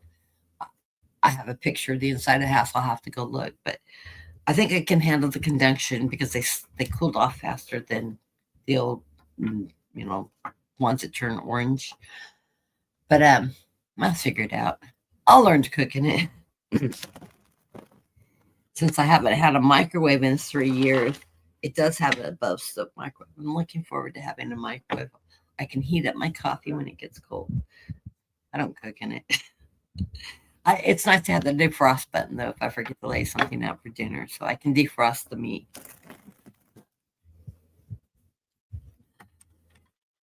I am looking forward to moving in. I love the new house we're moving into. We're moving into an old folks community, 55 plus community, that's been taken over by the 60 somethings. The whole block is people my age that a, a bunch of them came out and introduced themselves. They love me. They're actually holding this unit for me. They've got 5 of them just like it for sale. There's 1,400. It's a community of 1,400 um, homes. There's 5 of the same house for sale in various. Mine is the one I picked is not even the nicest counters and kitchens. They have some that have the kitchens redone. I love the kitchen and stuff. But I met the people on the block, and a realtor in another unit that I looked at said, "Oh, wash out Michigan Street. That group is a rowdy little partying group over there." And I went, "Yeah, that's my crowd." That's where I'm moving is to Mission Avenue. I'm joining the partiers, just like I did when I was young. Yeah, they're great, great women. I think the gal directly across the street, not only are we going to end up being best friends, I think she's psychic and pretty positive. My guys are laughing and saying, "Oh, yeah, she is. She's Italian. She loves Mexican food. And you cannot buy any good Mexican, but she can cook Italian like there's no tomorrow." My daughter says, "Mom, do not cook Italian food for her. You'll embarrass yourself." I'm like, "Whatever, Crystal. I'll make her Mexican food because I can cook anything out of the Mexican cuisine. I grew up here in California, and I have family recipes, even though, as you can clearly see, I am not Hispanic. I'm Scottish and Irish. But I can knock out the Spanish food. I have some phenomenal recipes. So. Anyways, I plan on trying to do at least one YouTube video a week on cooking. I'll put it under its own title and all that. Eventually, I will create that as I get settled in. Of course, it's going to take a little time. I'm going to continue doing my readings. While I'm on vacation, I won't be doing readings for on vacation. I'm going to be a grandma. I'm on grandma duty.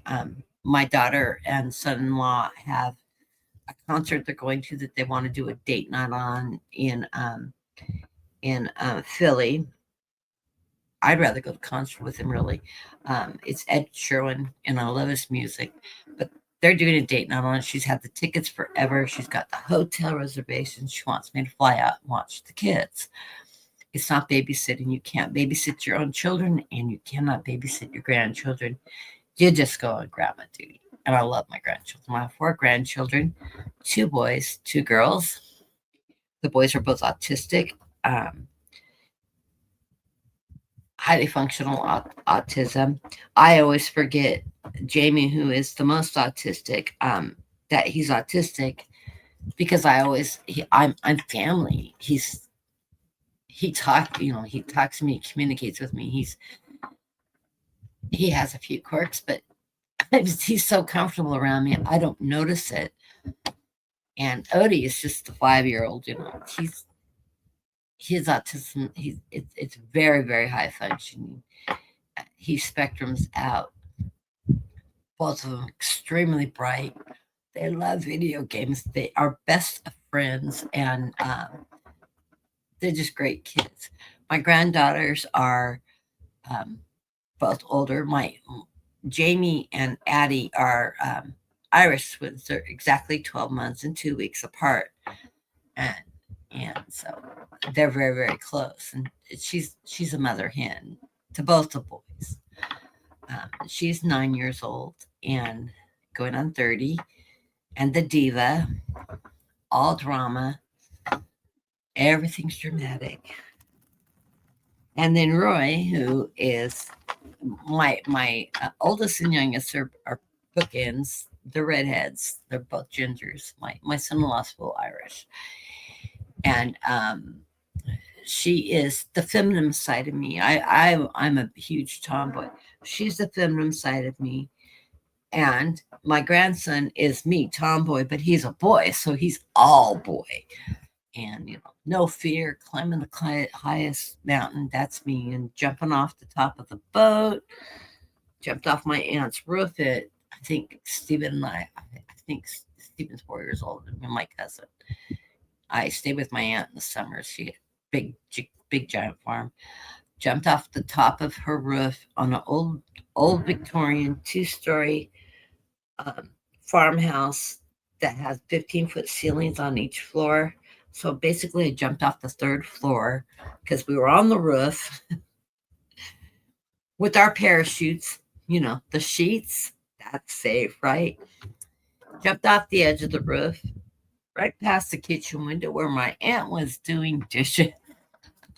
She screamed when we passed the window and was out there as we landed.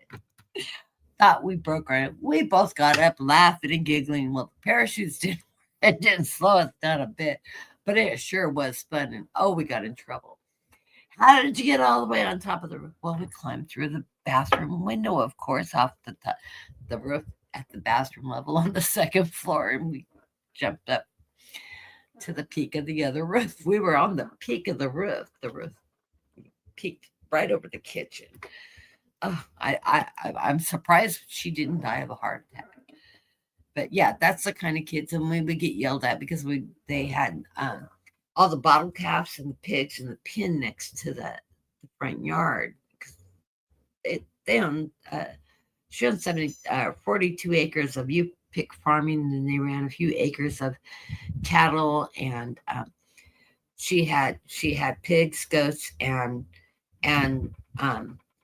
the drop calves all in the pen, and then we'd feed all the calves and stuff. The pigs were in there, and they were those pink pigs, and they had a spot where they like to lay in the bunch up at the back of the field, and they just lived in the field with the goats and the calves.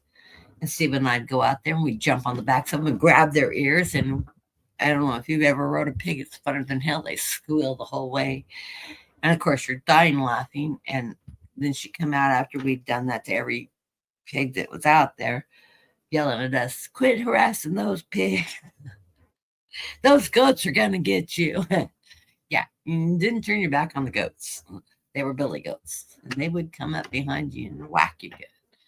But yeah, it was a fun childhood, and I loved seeing it. And Stephen and I, we could pass as twins. So if anybody says, "Oh, your twins are so cute," we just play along. Even though we were 4 years apart, Stephen wasn't a very when he grew up, he wasn't. He's about the same height as me now. He's about 5'9". He wasn't very tall, and so all the way through from the time we were little on, and we shared a room and all that.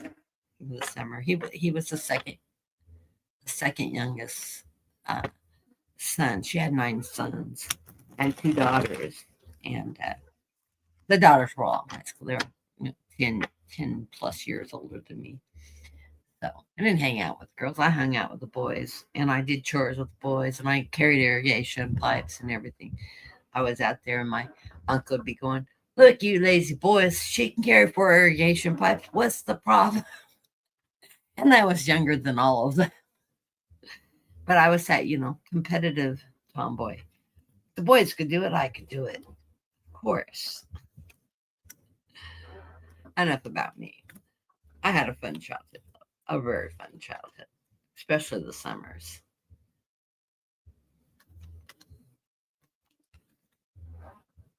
And of course, my aunt was also psychic, although she would have never told you she was. She was the monarch of the family. She was the glue that kept the entirety, all the generations together.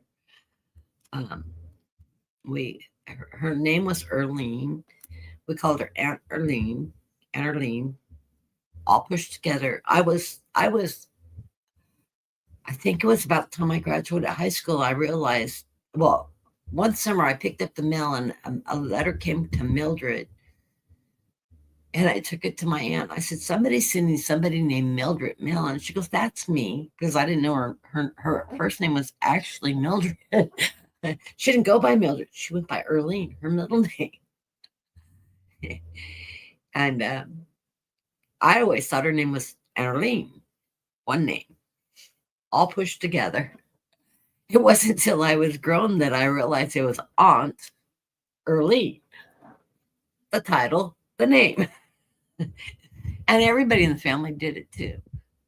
And my mom always called her Auntie. She raised my mom. Practically, my mom spent most of her life there. She was just a phenomenal woman.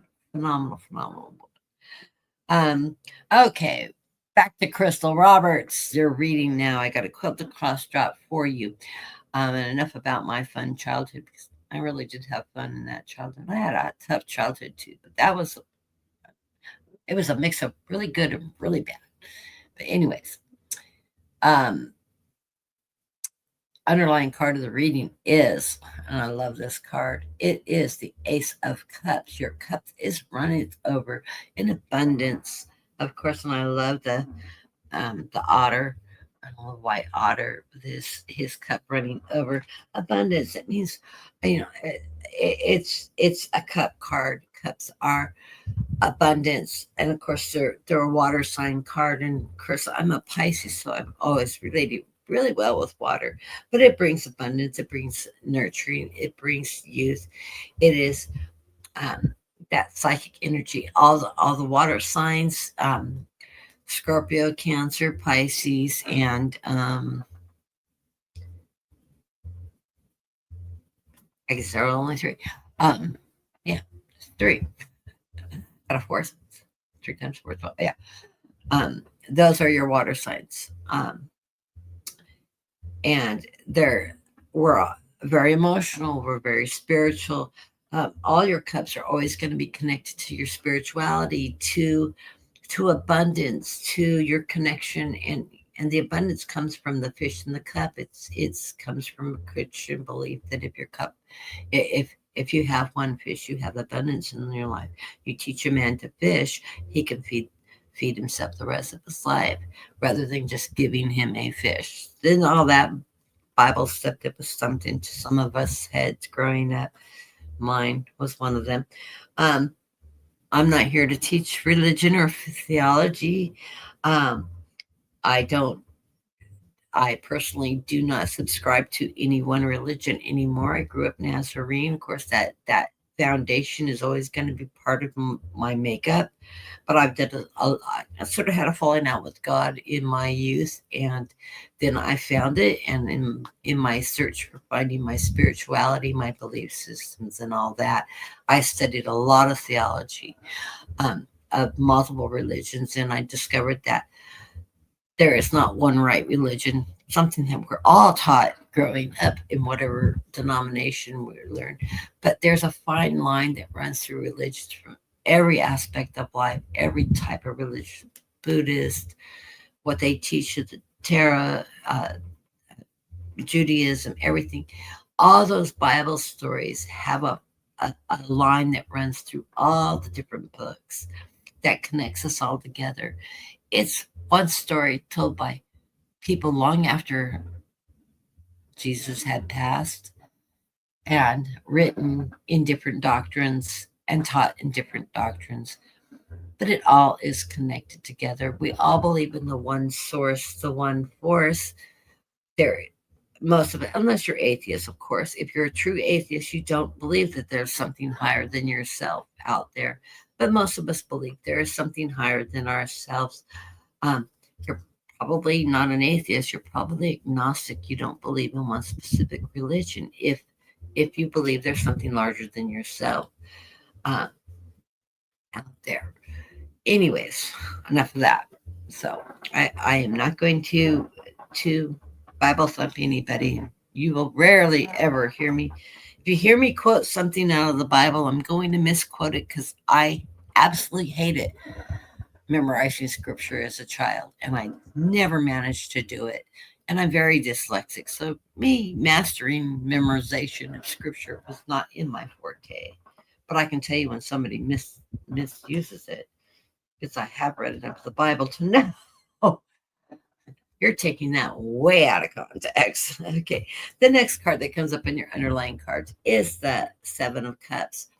This is the delusion card, but it's also the manifestation cards. Your cups are full of all your wishes, hopes, and dreams. It's full of baubles. And this one is not so nice. It's got snakes and flying animal, flying birds and reptilian birds and seashells and cockle shells and all kinds of things. But it's your hopes, your wishes, and your dream, your ability to manifest out there. When you manifest and you're putting your wishes out to the universe and to your guides, make sure they're always put into a very positive context. Never send a I don't want this message, because guess what they'll deliver? They do not know what that negative not want is. They hear the message of the contents, the subject matter, and they'll deliver. So always make sure when you're putting anything out to fruition or you're manifesting anything in your life, always do it 100% in the purest positive way you can. Just saying. You have synchronicity falling. Things are going to be falling in place as you move through this period of time. I love this card. It's your angels guiding you both in spirit and the earth angels that are all around you. Those are the ones that pop up out of nowhere and push you out of the way as you're walking across the street and you almost get hit by a car. Those angels, the rescuers, they're working with you in synchronicity, helping guiding your way through life. And of course, you get the death and the rebirth card. This is not literal death. The only time this card would be read as death if it was being thrown out with like the Four of Swords, where you have the man laying on the coffin, and this is conjunction with it with a couple other cards working together. This is not a death card though. This is an ending and a new beginning. So you're ending this period of time in your life and you're moving forward into a new beginning, which is going to be reflected in this reading. So we go into the reading with the energy of the inspiration of swords. This is the Queen of Swords, the inspiration cards, and this deck of oneness is represented by the Queen. Queens inspire the kings. Kings are the embodiment of it all in this deck. So kings are embodiment. The queens are inspiration. This is the energy in which you are surrounding yourself in. This is a queen that stands in her truth. She does not take bullshit and crap from people, family, anybody. She stands in her strength. She is empowered. And she is not going to take the guff from anybody. She's going to stand in her truth. And she's that queen that helps rule the roost. She makes the rules. She expects people to follow them. And she is also going to be there, not taking all the BS from everybody as they try to pitch their song and dance forward. She stands in the truth, and she expects that coming back at her from those that are around her.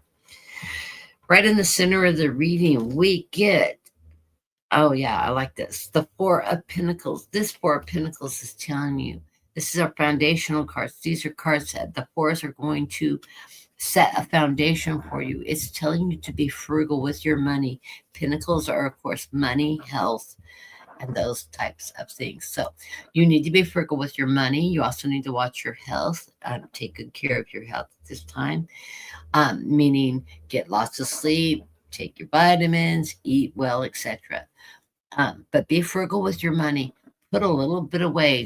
This they're showing in this is the top of a tree stump, and they're tucking away their pinnacles, like they're putting away a few nuts for winter, just like a squirrel does. They're telling you to put a little back, put some in savings, put someplace where you have access to that for the future if you need it. It's better to save some and be frugal with your money. This is a time where you shouldn't be going out doing any big spending, any big ticket items, unless something's happened to your vehicle and you're replacing it. That's reasonable, but don't go on any big spending whims or anything. Things are going to be tight, and you need to have money to fall back on in case of an emergency for anything. You're not doing this alone, though. You're doing this in partnerships with others. This could be your significant other, your spouse. This could be family members if you're single, but you're doing this in partnerships with others. You know how to tap into your partnerships to work through things and work in conjunction of meeting your needs and helping others out at the same time. And those are great relationships. If you don't have a lot developed, you do need to focus on developing partnerships with people around you, because the times are getting tough. And this is going to be a really tough period of time we're going through as we're transitioning through this president, his fall, midterms, and all the changes. Even though everybody's seeing that Democrats take over the House and the Senate at midterms, and it's going to be a real close call on some of those races, but I do see it both being taken over as well. It's not going to be an instant fix. Just because we're in power doesn't mean, boom, they erase everything. It doesn't work that way. It's going to take time to work on all the changes that are needed. And if they don't have the majority of votes on everything they do, and Trump's still in power, or if Vance takes over and he becomes empowered, they have the veto process. If we get 2/3 of the votes as we're changing the laws and addressing those things, then it doesn't matter if the president has veto power or not. 2/3 of both the House vote and the Senate vote will make it become in law, and we don't care if the president likes it or not. It will become law. Above us, above you, you have the stars. This is everything you've wished and hoped for.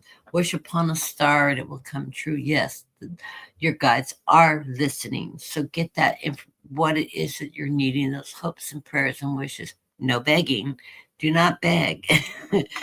Put out things that you want to accomplish, what you want to see come to fruition in your life. Put it out there, and your guides are listening, and they will deliver. Of course, not at your time schedule, but at their time schedule.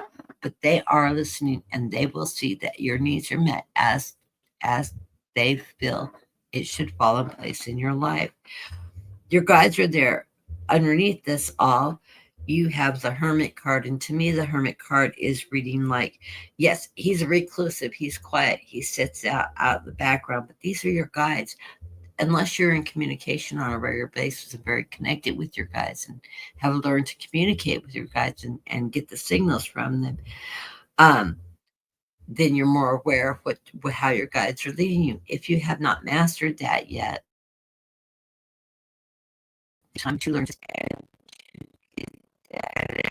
information and recognize the signs that they're putting out there. They are still there. They're giving you that push forward as you go through. The Hermit card is your guides lighting the trail of opportunities and what direction you need to go. They are there for you. They're lighting your path and helping direct you in a positive way to meet those wishes, dreams, and goals as you put them out there on fruition.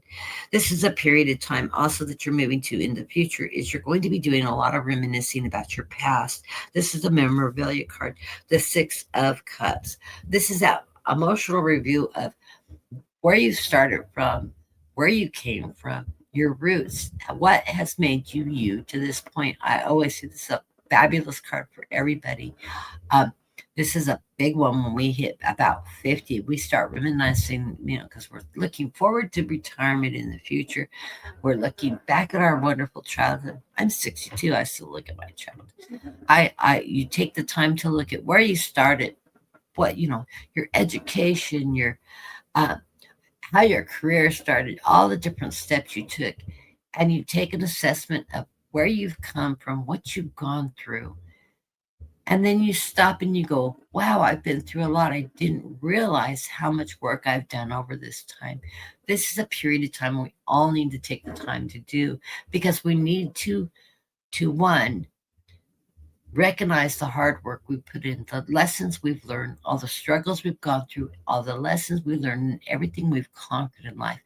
And that sometimes we have this feeling in the now that we're not doing enough, we haven't conquered enough, etc. But when you take the time to take a step back of where we started and where we've come, we can stop and we can have gratitude for what we've achieved and always give gratitude out there for our achievements and the ability to achieve that and pat ourselves on the back and say, wow, you have lived an interesting life. When I look back on my life, I have done so many things. I spent a period of time in my childhood. We moved every 3 years. It wasn't because we were a military family. My mom worked for the federal government in in the in the 70s, in the 80s, the 90s. To move up in the federal government, you had to relocate. You did not get a promotional job in the same office you worked in. You had to put in for it and compete in another area, many times in other states. So every 3 years, we moved from the time we hit Oregon when I was 12 on. Every 3 years, we moved. My mom was working her way up through the chairs and building her career. And it was a period of time in the federal government there was a lot of upward mobility. Women had gotten rights. They had won lawsuits. They had EEO requirements now to promote women into fields beyond, above and beyond. And that's how my mom ended up in contracting. She started out as a clerk typist and then moved into B&O and then moved into purchasing and she really enjoyed the purchasing, which gets into contract law, which gets into, and she ended up landing a entry level contracting position, learning the ropes, and she went all the way up to the top. She started out like a GS5, just at entry clerk level, and she retired at a GS15 with the most authority in contracting of anybody in the United States. They were trying to get her to take over the Washington office, actually, in contracting at the federal level in DC. And she turned that down and chose retirement instead. But yeah, so my mom was a real go getter. So here I am, product of the cloth. And yes, I'm quiet like she is. I'm very outspoken and had as much advancement in my career going for it. I got that from my mom. So you're going into the future, taking a look back at your past and giving yourself a big pat on the back for all the wonderful accomplishments you've had in your life. Where you're feeling right now is you're feeling in the energy of the high priestess. The high priestess is that's where your connection with your spiritualism, your awakening, your growth. You're connected with spirit, God, the divine energy. You're embracing that, and you're really open right now to expanding yourself and your abilities, because you do have natural abilities. It's part of the reason why you're attracted to these kind of channels is you have abilities as a medium or an intuitive to develop that. My guides are not telling me yet how much your ability is. They'll usually start telling me all your abilities. So if you show up more and more, I can tell you exactly what your abilities are. I haven't tuned into that right now. But yes, you are intuitive. My guides are saying, yes, you're very intuitive. And you do have abilities beyond just intuition that you can develop if you haven't already. I'm hearing you're naturally cognitive. Yeah. You know things without studying them or anything. Then you just know when something's supposed to be a certain way. It just comes out of the air and you're going, I don't know where that came from. I've never studied that. I'm very cognitive myself. Look it up when you have those things. You'll find that you were right head on, just as if you studied it, and then you'll explore it more because it becomes very interesting to you, whatever it is that you're receiving. So you have those cognitive abilities, and it's a phenomenal ability to have because you just know things and it comes to you. And this can be information that you have ascertained from a prior lifetime that you brought forward and you didn't even know you had these skills. So don't be surprised when things come to you that they may be out of your current wheelhouse, but they're there and they're developed more than you would anticipate them to be. The energy that you're currently at in your home, your life, and everything is the action of wands. The action is that knight card. That is a knight card that is charging forward. He's taking action. He's go, go, go. As opportunities arise, you do something about it. When things are happening in your life, you don't sit around waiting for them to resolve themselves. You take action. You get things done. And this is a period of time where you're taking charge of what's going on around you and you're getting it done. You're not letting opportunities slide through. You're not waiting for somebody else to take care of things. You are taking care of it. And you're moving forward strong. The advice from Spirit is telling you to remember to the King of Cups. You've got this King of Cups, the embodiment of cups. This is a king that is very nurturing to the family, the community, um, to his whole community as a whole. He's a king. He's overseeing people, but he's very nurturing. He brings abundance to, and you have this energy in your life. Also, anything in cups is also going to relate to your spirituality, your connection with the divine energy. So you've got this wrapped around you in that power position of how you're conducting yourself in life and around your family, your community, etc. Is you know where you stand in your spirituality.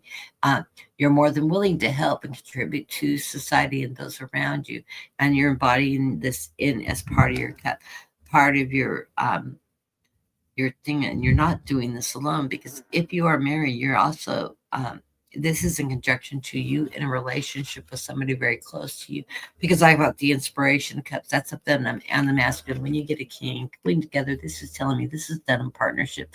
It's either your marriage, your love relationship, somebody very, very close to you that you consider at that level with you. This could be with a business partner, but this is something you are presenting to yourself as a partnership, as a couple, or as a business that you're putting out there in service of others, helping, needing spirituality.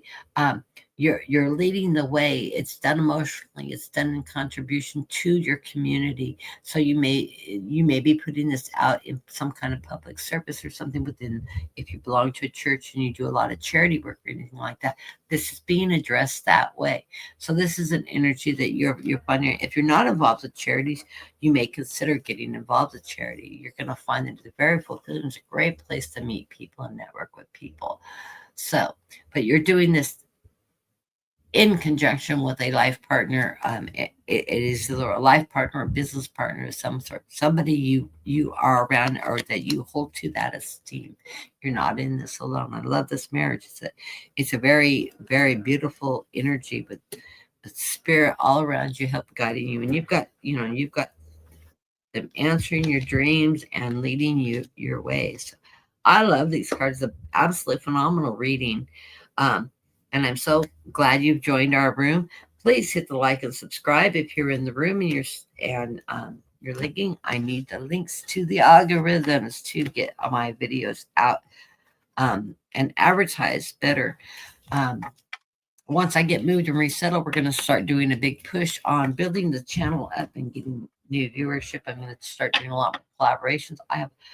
I started out in YouTube. I was mentoring a number of people that I had met in chat rooms on the side that my guides had led me to reach out and contact, and I mentored them. They all started their own channels, and yet I didn't.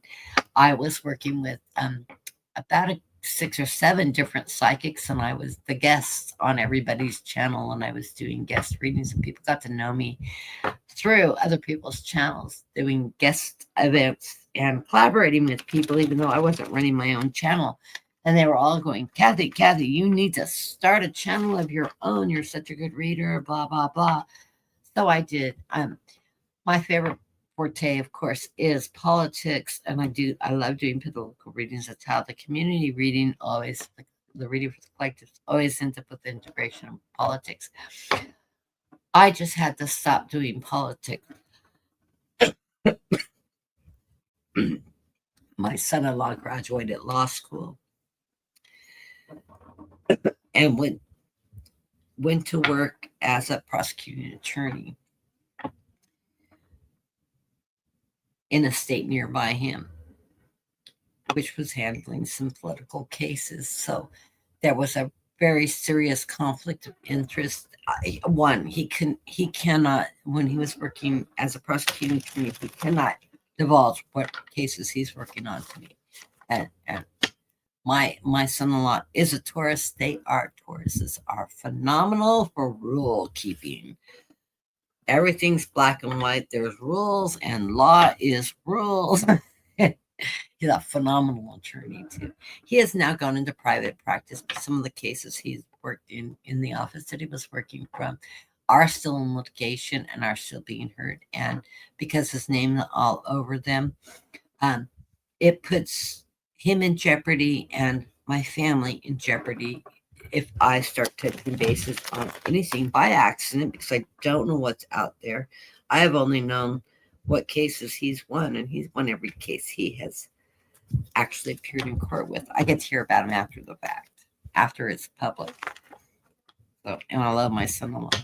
I am also very into law myself. I was a paralegal. I worked in family law though, and so I follow Legal AF, Midas Touch, Glenn Kirshner, anybody that's doing the litigation sides of things. And I am that person that, because I worked in family law, I did not work in constitutional law. I do tons of constitutional research, and my son-in-law thinks it's hilarious because I know more constitutional law than he does. Because I've taken the time to teach myself constitutional. As a paralegal, I can look up anything. I can look up case, it's part of my wheelhouse. I was just working on the family law side of things. I do not answer questions because I did work for child support services, so do not ask me personal questions about child support cases or anything because I cannot give legal advice and I will not give legal advice. I will send you to your local child support office and have you consult with them. That's what their specialties are. They're a third party agency that is there to benefit the children, not the mother, not the father, but the best interest of the child.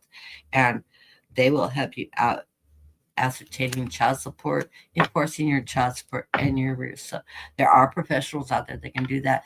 The only advice I will give you is to go to the professionals that are there to service people.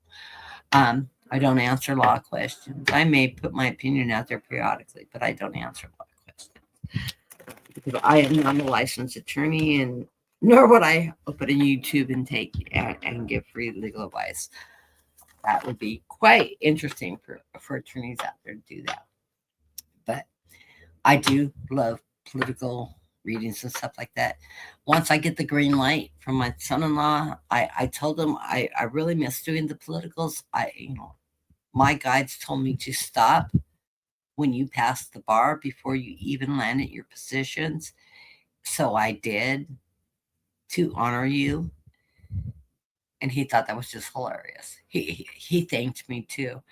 My son-in-law calls me for readings. He doesn't believe in any of it, but he calls me to get readings. I think that's funny. He does believe in it. And when my daughter was in the room a few weeks ago, and you guys all gave her a little hard time, which I appreciate also, because I let you know she was in the room and who she was. That's why when Crystal came in the room, I was like, is that my Crystal? Or is I had to look at the name a little closer. My daughter's name is Crystal. And she's a sassy little thing. I don't know where she got it from. Me or her grandmother. She is her grandmother's granddaughter, that's for sure. They're both Geminis. And I never get the final word. It's easier for me to agree with her if I agree with her or not. And that ends the argument. She hasn't figured that out yet.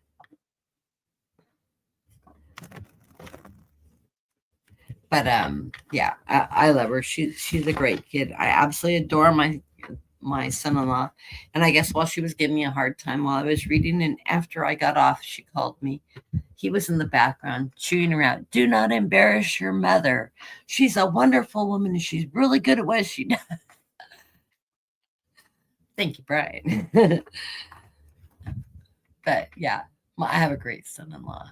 I need to see. I know Charlie has left. I need to see if Trend Zone ever came in.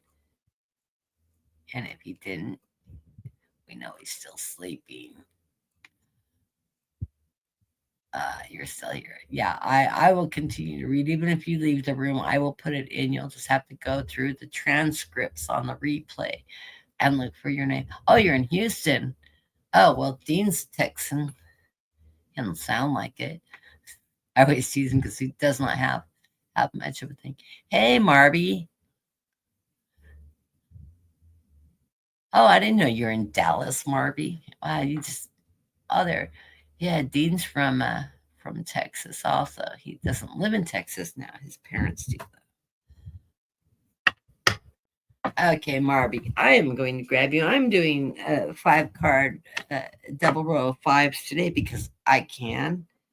And I told you I was going to change things up, so why not, right? Let's see how your week's going and how it's going to transpire into next week. First line is going to be the now. Second line is moving on to the up and coming week. Oh, Marby. Energy is in for you. I'm going to do a full Celtic for Trinzone. I haven't made it down to the bottom list. I'm sure he's here by now. But you know me, I don't have the, it's not feeding along because I'm going from the top to the bottom. I haven't started people because mine doesn't like to cooperate with me. So I'm just going straight down the list. I know who I've read for and who I haven't.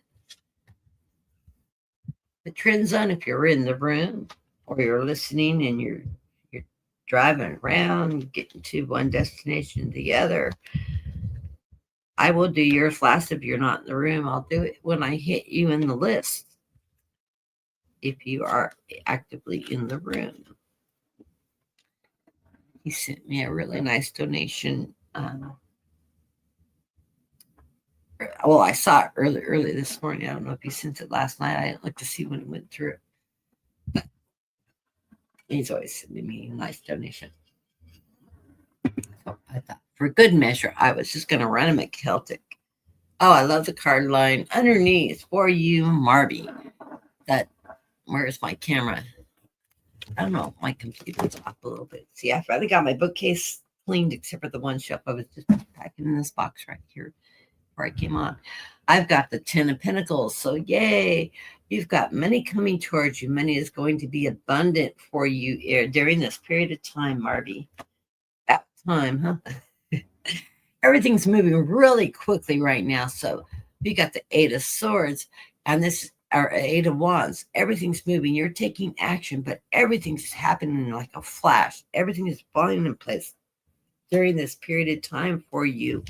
You have planted your seeds everywhere, including what I suggested, you taking control of things in your life, empowering yourself. People are noticing, and you have planted those seeds, and you are going to start reaping what you sow. Obviously, it's coming in financially. So, the 7 of Pentacles, you plant those seeds everywhere. Keep them going because that crop is growing. Yeah, Michael said to stop there. That's what you needed to know out of that. Into the reading, we have the 5 of Wands. This is that internal battle in your head of you're fighting yourself, trying to help that particular person that keeps on coming up as the devil trying to take advantage of you. That's that internal fight. You got to break the habit. Quit fighting and arguing with yourself. You know you're doing the right thing. You are taking your power back. You're telling that person to get out there and instead of asking you for it, find a way to ascertain it for yourself. If it's money, they need to find a job or they need to find a better job, start putting feelers out to better income, etc., etc. You've learned this lesson already in life. It is time for that person to learn their lesson. So quit arguing with yourself. Know you're doing the right thing. Stand in your power and keep yourself empowered. People are seeing this energy around you now. Your light's shining. And this person that you have been helping out all this time, one, has not yet to realize how much you've helped and how much you've hurt them in the process for enabling them not to take responsibility for themselves. But now you're moving on and you're focusing on the you, your production, what's good for you, what's good for your family, what's good for your career. But you're not doing this alone. You're doing this in partnership with other people are supporting what you're doing, standing in your power, standing your own ground, taking care of the you. And you're in partnership with this. You're getting support from every direction, at work, at home, within the family, within the church, whatever your environment, your family, your group is. Everybody is encouraging you and they're seeing the changes in you and that empowerment is there. Here you are. You're not the Queen of Wands. or the Queen of Swords, you're the King of Swords. You're standing with your crown on proudly as the King of Swords. You've empowered yourself. You're an embodiment of those swords, the truth, the strength, the honor, and you're fighting the good fight. You're also the embodiment of wands. This is that King of Wands. This is that creative king, that knowledgeable king, the king that takes action. You're taking control of everything in your life now. You've empowered yourself and you are getting noticed for it. You're doing just an empowerment. Embrace that. Don't allow yourself to slip back into old habits, this infighting in your head. Time to get rid of it because it is no longer you. You're embodied both with your power and your strength, and you're getting things done. You're setting the example for that who have been helping all this time. All you have to do is put your effort into it. You will succeed. That's what the lesson is. Get out there, get that job, put the time and effort into it, and you will succeed. You will be able to bring in your own money, battle those hurdles that you've been helping them battle. I get the 10 of Wands. This is your now. This is your now week. We haven't even gone into the future week yet. Obstacles. Guess what? This 10 of Wands is not a true obstacle. This is saying, hey, we'll throw a few rocks on your path. Here's a big boulder. What are you going to do about it? You're not going to sit around waiting for somebody to rescue you. No, you take a look, you make an assessment, you say, I got to move that boulder out of my path, and you get your rope, you move that boulder, and you move on. This is not an obstacle. It's going to slow you down for a minute, but it's not going to stop you, and you're moving that out of your way. What's this bringing to you? A lot of opportunities as you go into the next week. You're going to see opportunities presenting themselves probably out of nowhere, because I don't think you're out there throwing your resume around or anything right now. But, if you're wanting to promote or change jobs or anything and there's a an opening, throw your hat in the ring because you're going to see opportunities coming your way. You get the 4 of Cups. So opportunities are going to present themselves. Even one that's a little hidden, that little cup, that last minute thing that comes in. Consider them all. They're good opportunities. It's a matter of what one do you want to go after? What one do you want to achieve? Don't even take that last offer as, oh, well, here's the final one. No, weigh them all. What direction you want to go? Where is those opportunities going to take you? Take the time to really look at those opportunities before you make a rash decision on the first one that pops up, because you're going to have some options. Or if you're out there looking for a different position, if it's time to change jobs, careers, or directions, put those feelers out. Apply for those jobs that you don't think you're quite ready for. You'd be surprised that you probably are ready for them. You'll land those interviews. I put in for jobs in my career where I was putting in for that management level job. I didn't feel I was ready or would even be considered for it, but I wanted to get the practice in. What is the interview about? So when I felt I had the opportunity to competitively go for those jobs, I knew what I was walking into. I knew how to address the interview panel, because in my business, it was a panel and it was like a 2-hour interview, and it was an acting interview. It wasn't just, oh, you answered a handful of questions, you moved on. No, they threw real life scenarios that you might have to run into in business in those positions. How are you handling yourself? What are you doing? And believe it or not, on my interview panel, the program manager played the person that I was supposed to be giving the customer service to. Luckily, I knew her really well. And I had become friends with her because when I met her, I did not know she ran the whole department. And everybody went, oh, you're talking to Peggy. And I'm like, yeah, she's really a nice lady. She works over here in admin somewhere. And they're like, yeah, she runs the whole department. I didn't know I was supposed to be afraid of her, so it was too late. I got to know her in the women's restroom. She happened to be in the restroom on our way. Worked right around the corner from the admin. I just didn't know that she was the director, over our department. So, it was a great connection with her, not knowing I should have feared her. So, you can't go back to being afraid of somebody when you've already gained a casual relationship in the women's room. So, you just never know where you make contacts from. And I really admired the woman. She was brilliant. And I'm a smoker. Not proud of it. I'm trying to quit these things, but yeah, she was an ex-smoker, but she would come out and hang out in the smoking area probably once or twice a month. And she would always say to us smokers, you're the most productive group of women and men in the office because I come out here and you're talking casework the whole time you're smoking and decompressing from and taking your 10-minute break, 15-minute break. She says, but you're networking the whole time. She goes, I go to conferences, and when the conference breaks up and the smokers all run out, she goes, I run out with the smokers. I quit smoking 20 years ago. She goes, that's where all the networking's doing. Everybody else is sitting around gossiping in the break room. She says the smokers are still working. They're bouncing cases off each other. She goes, and statistically, you're the hardest working people in the office. So I always remembered that, figuring one day I'd quit smoking. But a number of our managers had quit smoking through the years, but they still hung out in the smoking for with the smokers on breaks and stuff like that, because it's true. We were the networkers. We were the ones working our cases and bouncing off what's going on in these difficult cases.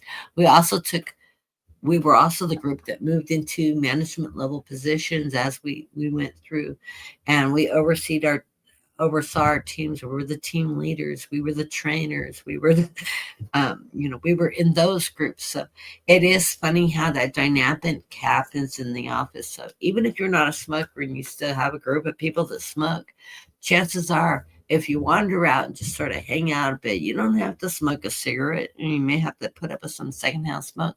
But those are the people that are networking. They're in connection with each other. They're talking about what goes on in their life and what's going on in their desk, and this and that's going on. And they're up on training and they're up on things like that. If you want to really know what's going on in the heart of an industry, go out to the smokers lounge. Just saying. Anyways, back to you, Marby. Opportunities coming your way. This first card in the reading of your second line, into your future. You are going to be working hard, diligently. You get the Eight of Pentacles. This is that hard work. This is the one that's usually the guy hammering on that, making the pentacles himself, and they're lining up as he's highly productive. This is you. Of course, I love it. They show a tattoo artist tattooing the really friendly German Shepherd. I love German Shepherds. Smart dogs. But this is going to bring you right at the center of your reading. It's the Yes card. It's the Ace of Cups. Your cup is going to runneth over. It's going to bring you abundance. It's going to bring your wishes, your hopes, your dreams forward in a positive way. So if it is a job change that you're looking for in your future, or even considering, put those fillers out. Don't stop. Brush off the dust off that resume. Clean it up. Modernize it. Update it. And get it out there, because it's going to bring you some opportunities. And it could be within your own organization you're working for. It could launch you into a new career direction. Don't be afraid to take those challenges. You're right for the picking right now, and you're going to be moving in a positive way. Not only do you get that Ace of Cups, but it is followed by that Ace of Swords. This is that strength, that power card again in the yes position. It is time to make that charge, to stand in your power, to trust in the power in which you have. You're ready for the change. You're ready. You're standing in your strength, your truth, your honesty, your hard work. It is time to make those opportunities backed by the strength card. So I don't know. I think it's time to dust off that resume, because I feel like this is a career change. This is going to bring you into that position that you need to go, that abundance, that opportunity. I think the door's open for everything right now. That's why the first underlying card, as I remind you, is that 10 of Pentacles. This is the launch into more financial security for you. So I think it's time to dust up that resume. Go for it. Take care of you. And feel free to roll the dice on something that you're interested in that you may not have considered applying for, because chances are you are going to go in a new direction. I feel really strongly about this, Marty. You have been doing just a growth change these last, what, 5 or 6 months, just taking control of things and empowering yourself. It is time to exercise your power and launch yourself forward, because you are ready for it.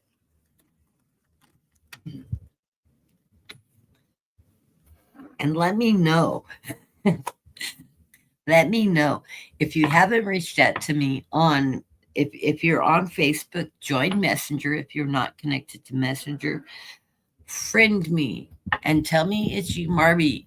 Well, I know your name, so your name should be the same as on your Facebook.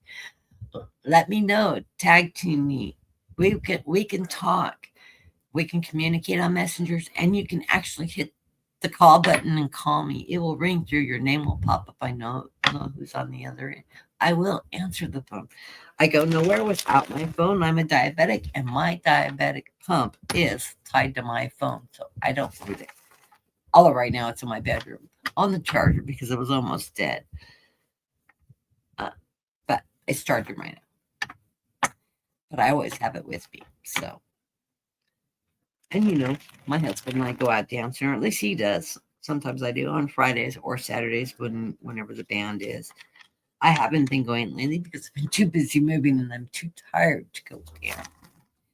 I don't really dance much anymore. I have problems with my left leg. I'm sort of like Trump in that way. The only thing I would compare myself to is he has a neurological problem that just affects his walking, and it is his left leg too, and he drags it along and he sort of walks sideways and stuff. Well, I have multiple sclerosis, and I have had a cerebral embolism that impacted my left leg. It was on my right side. And one of the side effects I had was I lost some of the strength in my left leg, on top of having the MS, which didn't help because I have that MS gait. I've had MS since I was in puberty. But when I had that stroke, and I did a lot of physical therapy, and I'd never stopped walking or anything, but I dragged that leg. It's very distinctive the way you throw the legs. And I've seen them because I have security cameras. And I've looked at my security camera. I'm like, wow, I didn't realize I walked like that. Like I sort of dragged my left leg along, sort of like Trump does. I can walk in a straight line. Mine's not that bad. I think part of his is more than just the having those little mini strokes. And I think he had a pretty serious one when he started dragging that leg. But I recognize it, and it is tied to the neurological connection. His dementia could be causing that gating issue too, and that dragging of the left leg, because it is brain. It's a form of brain damage, the shrinkage of the brain from the dementia, and it can highly impact the gating. And there's different types of gaits that come with different types of neurological disorders. If you see people with Parkinson's, they will tend to shuffle their feet. That's if they haven't gotten Parkinson's, where they're so spastic, then they have problems with their balance and stuff that will impact people with Parkinson's. But early Parkinson's disease, sometimes you'll see the shuffling. Dementia, definitely. Elderly people that get late onset dementia will shuffle their feet when they walk. They'll take little tiny baby steps, lots of them. And they sort of drag their feet. I always think of an old man in slippers, and you're hearing the shuffling of his slippers. Yeah, and so those neurological conditions can impact the way you gait. An MS gait, you tend to throw one hip or another. There's a certain gait swing that we have when we have multiple sclerosis. First thing, my daughter just got checked for onset with MS, and she is showing signs of getting MS. And it is a genetic disease. And she's at the point where if she's going to get it, it's going to start rooting its nasty little head now. She luckily did not have the problems in her childhood that I had, tripping, collapsing, a lot of leg cramps, things like that. She did have the growing pains because she shot up like 5 inches one summer like a boy. And she was having a lot of problems. Her legs just killing her and she's really long legged. I mean, her legs just like doubled in size. My daughter ended up being 6 foot tall.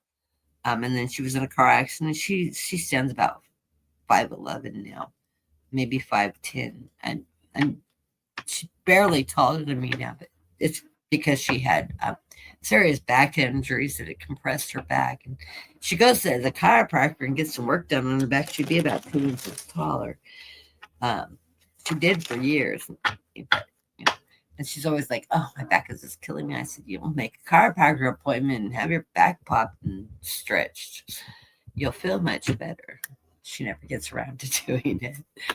Yes, women. She has 4 children she's chasing after from junior high to kindergarten, and yeah, life is chaotic. Hey, Brenda. I tried to get you to come on. I knew I was just hoping and wishing, and I knew you were going to say no because if you didn't respond within about 30 minutes, because I sent that out early this morning when you were probably doing your meditations, and you just didn't go online because you weren't recording this morning. You were busy. So that's okay. We need to actually do that much more in advance instead of on the last minute. Yeah, and Char was in the room. I'm sliding down there. I will read for you, Brenda. I'm looking for. There he is. Trend Zone. Okay, let me jump to Trend Zone because I want to make sure I get his reading, and I'm doing a Celtic for you, Gerald. I hope you are having a good day. I'm super chattery today. Yeah, I'm in 2.5 hours. That's okay. I was like early out of it yesterday. And I cannot believe I thought yesterday was Saturday. And I saw somebody say in the chat, "Ooh, you came out on a Friday." I'm like, "Oh, that's okay. I'm gonna do a Saturday and Sunday show too. So why not?" I was just exhausted yesterday though because I have insomnia part of the time, and I was feeling really good when I came on, and then I got hit by the energy of having been packing earlier in the day, and I decided to do the show. Came and got that launch. YouTube calendar or the StreamYard calendar is not letting me look in advance because I can't see from the 22nd on in the calendar. I wrote them and they immediately responded and said, "Oh, we'll zoom in." Oh, I zoomed in. It didn't make the calendar visible. And then go into the studio, they told me. I went into the studio to edit there. It takes you back to the setup page that you usually. So the Margaret's program I had set up with the right date but the wrong time. But I was afraid people were going to try to come in at 6 and for readings. Although I think you guys know I'm not going to do 2 major readings in one day. And the date's right, but the time was wrong because I couldn't get it to go for tomorrow's date. So early in the morning or in the middle of the night, I'll leave my computer on tonight and come in and launch that with the correct date because I have to hit today, and then I'll relaunch it. So I'll get it all set up, ready to go, and then I will go in and get it so that it will broadcast to everybody. Once I get it set up and hit enter and jump in the studio, it'll send the broadcast out, and everybody will get a timely notification. So, for Trend Zone, let's see what your future lies. Okay. I kept it.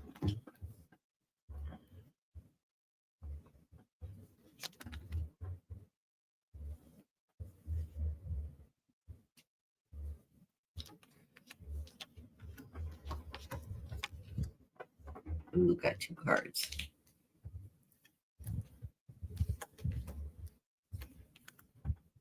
They stuck together and came out. Okay. Ooh, I love the final card. Okay, And the underlying card for you, Gerald, is the Six of Swords. You're ready to move out of those choppy waters into that smooth sailing. I don't think life has been choppy for you, has it? Well, it's going to get smoother in the future. You've had a few restless nights. Now, if I remember right, you had a reading a couple weeks ago that had you at the tower, but it wasn't your tower. It was you observing the world around you tower. I think, oh, my guides are going, yes, I am totally on the right direction. It is bothering you what's going on in society right now. And you have done so much investing and self-care. It's just something you do as a hobby, something you love to do. And you're only responsible for yourself, and you make decent money. You have your own home. Yeah, you've had a few rocks here or there, but all is good. You're feeling very secure in life and where you're at, heading towards retirement, thinking about the good things and just enjoying that stuff. But it's really hard. And I know you live in Chicago and you've seen ice raids come in and all that crap, and people are struggling and having a hard time. And you're the guy that give his shirt off his back to help somebody in any pinch, because that's just part of who you are.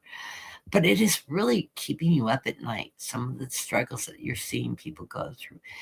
And you can, you're not the person that's responsible to walk around with the wand helping everybody that crosses your path. You do what you can. You donate your time where you need to. You focus on things like that because it's important to you. But you also take good care of yourself. And it breaks your heart to see the people in your community and around you struggling so much as they can. And so you try to keep up on who has what going on around. Is there a food bank if they look like they need food or help, or shelter, or anything. You're collecting those resources now and finding out what's going on in your community so you can pass the information on to help people out so that they can get the resources they need that are available in your community. And that's a great thing for you to do. I'm one of those people. I can tell you the food bank here locally when it goes. In fact, we actually pick up food there, but I live in a farming community, so when they donate food out, you tell them we're just a household of two. We don't need a lot. We just need a little bit. Well, they're giving out produce, and they don't care. They're giving out so much per household, depending on the number of people in the household, but depend on how much they give you. So we end up with 5 bags of red peppers and a case of onions, and and it's so much that there isn't even refrigerating everything. We could not consume that much. So what we do is we put aside only what we're going to use. Nothing's going to go in the trash, although it's really bad. I'll tell the story about the onions.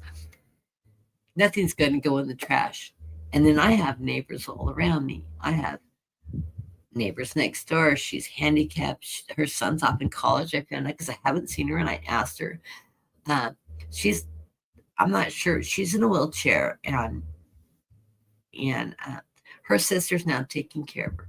But they're there, and they're very involved in the church. Just the sweetest ladies can be. Gave them food. Daniel across the street. He has 2 grown daughters, grandkids that are over there all the time. His sons that are a senior in high school and I think a sophomore in high school. And he runs a commercial landscaping. They do great, but they always have a lot of family over, a lot of people over. And she not only works with her husband in the landscaping business, his wife, but she also is feeding everybody, including the grandkids. They've got expenses going now. People next door to them, family of 4, Hispanic couple. And I know I'm not sure what they do. We don't really talk to them, but we send stuff over. And then the 3 house owners, a Hmong family, that Kim's family, him and his family, and they have multiple generations living in their home. Great people. He's an engineer, but he's the only income. Everybody else is at home. He's got teenagers. He's got his nieces and nephews. He's taking care of everybody. Elderly couple across the street that are just, Roger and I in the same house, kitty corner from us. Um, we've got all these families and our next door neighbors next door that were wanting to buy our house, but now can't afford it because the interest rates are too high and it knocks it just past their ballpark. Unfortunately, it would have been a great house for them, but totally understand. Um, Help them out. So we broke down the what we got at the food giveaway and helped not only ourselves but all of our neighbors, and nothing's going to waste. And then we gave extra to Daniel because he has three younger brothers that are just starting out their landscape business. And of course, he's throwing work at them while they're building their own companies and seeing the equipment they have in the trucks they drive. They're driving the old stuff. Daniel's got the brand new, shiny everything, but he's helping his brothers get set, in business. And one of them doesn't do landscaping now. He's a mechanic and he throws work at him too. So, we're a community and this is what we do. So we pick up the food. And then my best friend, she's struggling because, she's a major Trumpster. And I jokingly asked her, because we didn't talk for about 4 months after the elections because she made a big taboo about Trump winning, haha, while we were in a restaurant at lunch. And I got so pissed off at her and I told her she could fuck Trump for all I care. Stood up and yelled at her at a restaurant. And I told her, I thought we weren't going to talk politics because we were going to respect each other's beliefs. And I am just not staying here. And I walked out on lunch. It made me sick. Well, I embarrassed myself too because about half the restaurant stood up and went like this to me when I did it. She was all decked out in her red, white, and blue flag cowboy hat and she made a fool of herself. I embarrassed myself because I don't normally confront somebody like this openly in public, but I was so mad at her I could hardly see straight. I got in my car and I drove into the next parking lot, turned it off, and I was so sick and I couldn't breathe. I had to get a hold of myself. I was so mad I must have sat there for probably an hour before I calmed down enough to drive home. Bob, who was having lunch with us, who was also a Republican, he did not join in on this, but he called me and apologized to her. She never has apologized.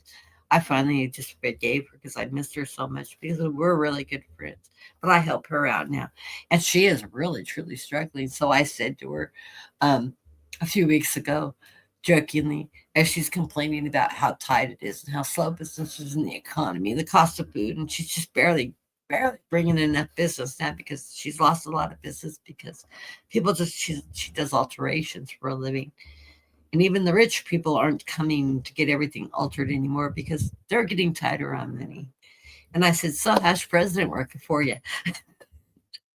And her eyes got this big and she shut up. And I said, well, at least I didn't say I told you so. And then she busted out laughing. And that was the end of that conversation. But I had to. I just finally had to finally say, I'm tired of listening to you complain. We're all in the same boat. To see your president's not working out quite as well as you thought he was going to. And yeah, it was funny. It was a nice icebreaker. And she's let up. She is no longer waving that Trump flag anymore at all. She's not putting him down, but she's not waving it. So that's all that matters. Okay, we're going into this reading for you, Gerald. Now that I got sidetracked and got to tell my funny haha story about my best friend. And I love her to death. My husband's madly in love with her dancing. He likes to dance with her. She takes all kinds of. She's a really good dancer. And she is also a Catholic, just like me. So we always laughed about that. Coming into this reading, you are above it all. Not snootily. With the Seven of Swords, you're standing above. You're onlooking that battle we're talking about. What's going on around you?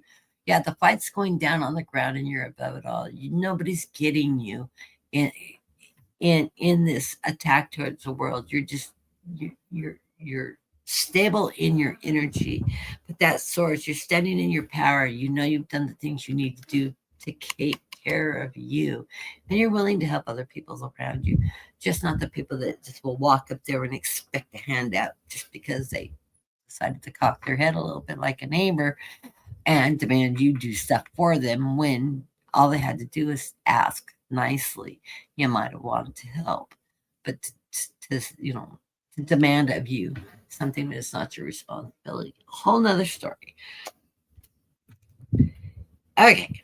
The center of the reading, and I love this. You are on your path, Gerald. You got the wheel of fortune. And I love the way this card is depicted too. It's that maze, but you make it through that maze. You're walking the path, you're walking the walk, you're doing the work, and you are on your path. So trust in your decision making. And I love that a pinnacle, the tree of life, stands right in the center of that. See, it's your life path. You are on your life path. You're doing the good job. It's crossed by obstacles. These are not obstacles that are in your way. You have that strength. You will pull any obstacle that comes in your way out. Yeah, you may laugh at it when it comes through, and it's like, oh, here comes another one, Get your rope out. You'll put your rope around that rock that's on your trail, get it out of the way, and you keep on going forward in stride. Above you is options. You have lots of options going on around you. I don't know if this is on the job options. Maybe you've got some opportunities or change a route, something new, maybe a supervisory position. If you're not already in one, I have this feeling you may already be a supervisor or a lead. Maybe the opportunity of a supervisor or something is coming towards you. I don't know. Or maybe an opportunity like scheduling that trip to Jamaica you keep talking about not scheduling. Something. You've got opportunities coming your way. So if it's planning a great vacation and taking some time off, I know you got time on the books to do it. This may be a great time to do that. Of course, always watch that hurricane season because the islands do get hit. But, if not, do some planning of local something, 3 days someplace in another town or someplace you'd like to see, a destination, place, whatever opportunities that feel you're drawn to. Take that charge of taking opportunities. Things are moving really fast right now for you. Underneath you, you've got the Eight of Pentacles, although you're always constantly on the go. Go, go, go, go, go. Always busy at work, busy in your social life, busy. Even if your social life is at home, you are busy. You keep your mind going. You keep yourself occupied. You know what it is you like to do. You watch the markets. You do this, you do that. You just always have a full plate. Always. You don't sit around going, I wonder what I'm going to do tonight. Yeah, that's not you. You make your life productive. Going in the future, 2 cards came out. I get the Lovers card of the masculine. That doesn't mean somebody masculine's coming towards you. This means partnerships. This could be a good friend. This could be a good partner. I don't know what your love life interest is. If that is your love life, it could be somebody walking into your life. I don't know. Totally yours, not mine to share. That is yours. Whatever works for you. But it's partnerships. You're working with others that I'm feeling like is more work related coworker or somebody in the community that you're helping out. That maybe you're mentoring somebody locally. You see this somebody that reminds you of you when you were young, and you're giving them that mentorship and giving them that help out, that support that they need. I can see you really doing and really being helpful to some young kid that you're connecting with that energy. You also have the Inspiration of Cups. This is that Queen of Cups energy. That Queen of Cups is that nurture, which is part of the reason why I always see mentorship with you, with somebody that you care for, somebody that is bright. They're shining. They just haven't learned to grasp that they're on that Ferris wheel and they're going around. They haven't learned to pull that brass ring yet.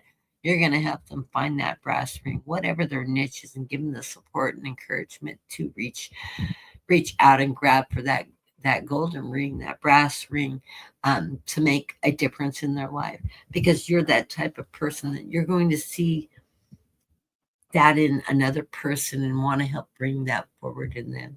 So I always feel your energy. You have that beautiful energy of being just that loving, caring person that would do that for somebody, especially somebody that has so much potential but hasn't learned to grasp it yet. Um, and you have the keys to unlocking that in them.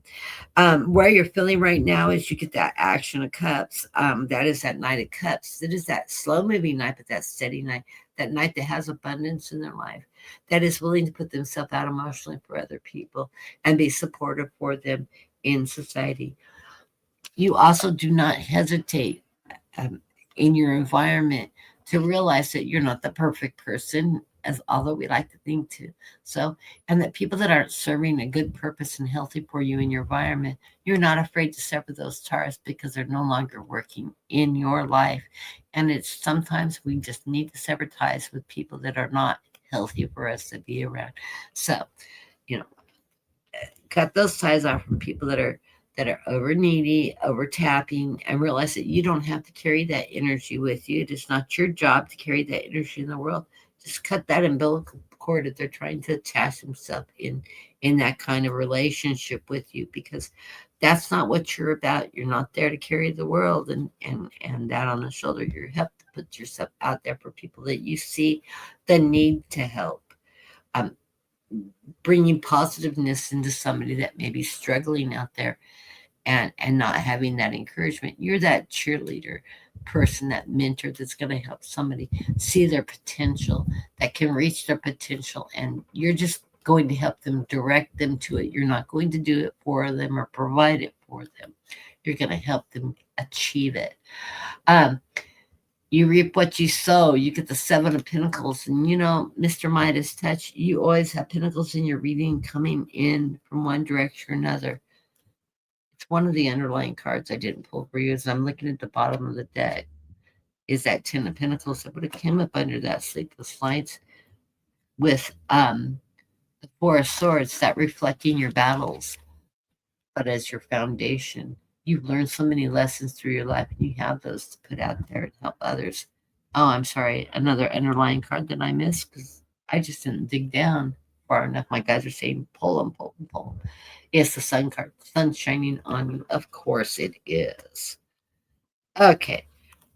So the advice from Spirit is keep planting those seeds because you reap what you sow. So put yourself out there in the universe.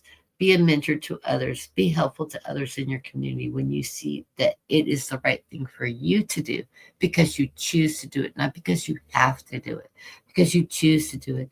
And what is this bringing you? You get your life path right, right in the center of your reading. I love the final card. It's the World card. You're in full ascension. You're in connection with your spirituality, with your higher power, with your life path, and you're doing nothing but ascending. You get the World card. It's a completion card. You're going on the right path. And yes, you're as you're moving through the life, keeping your spirituality, your connection with God, your connection with your community and those around you and the people you love, and the love that you get to touch other people out, even me. I know Brenda thinks very highly of you too. So blessings to you, Gerald. I knew I needed to do this Celtic for you today. So thank you for coming in. Thank you for being a regular patron to my channel. And I love reading for you because you exude this energy that when I connect into your spirit and I'm channeling your energy, it is just so vibrant and so beautiful. One of these days, you're going to teach me about the stock market.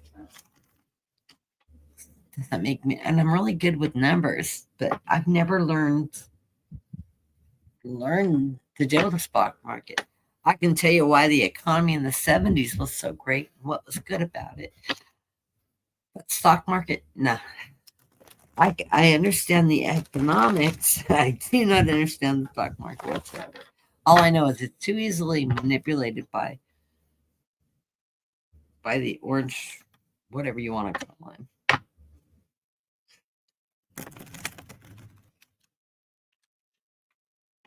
And now I'm hearing terms like maybe he'll have a Lindsey Graham moment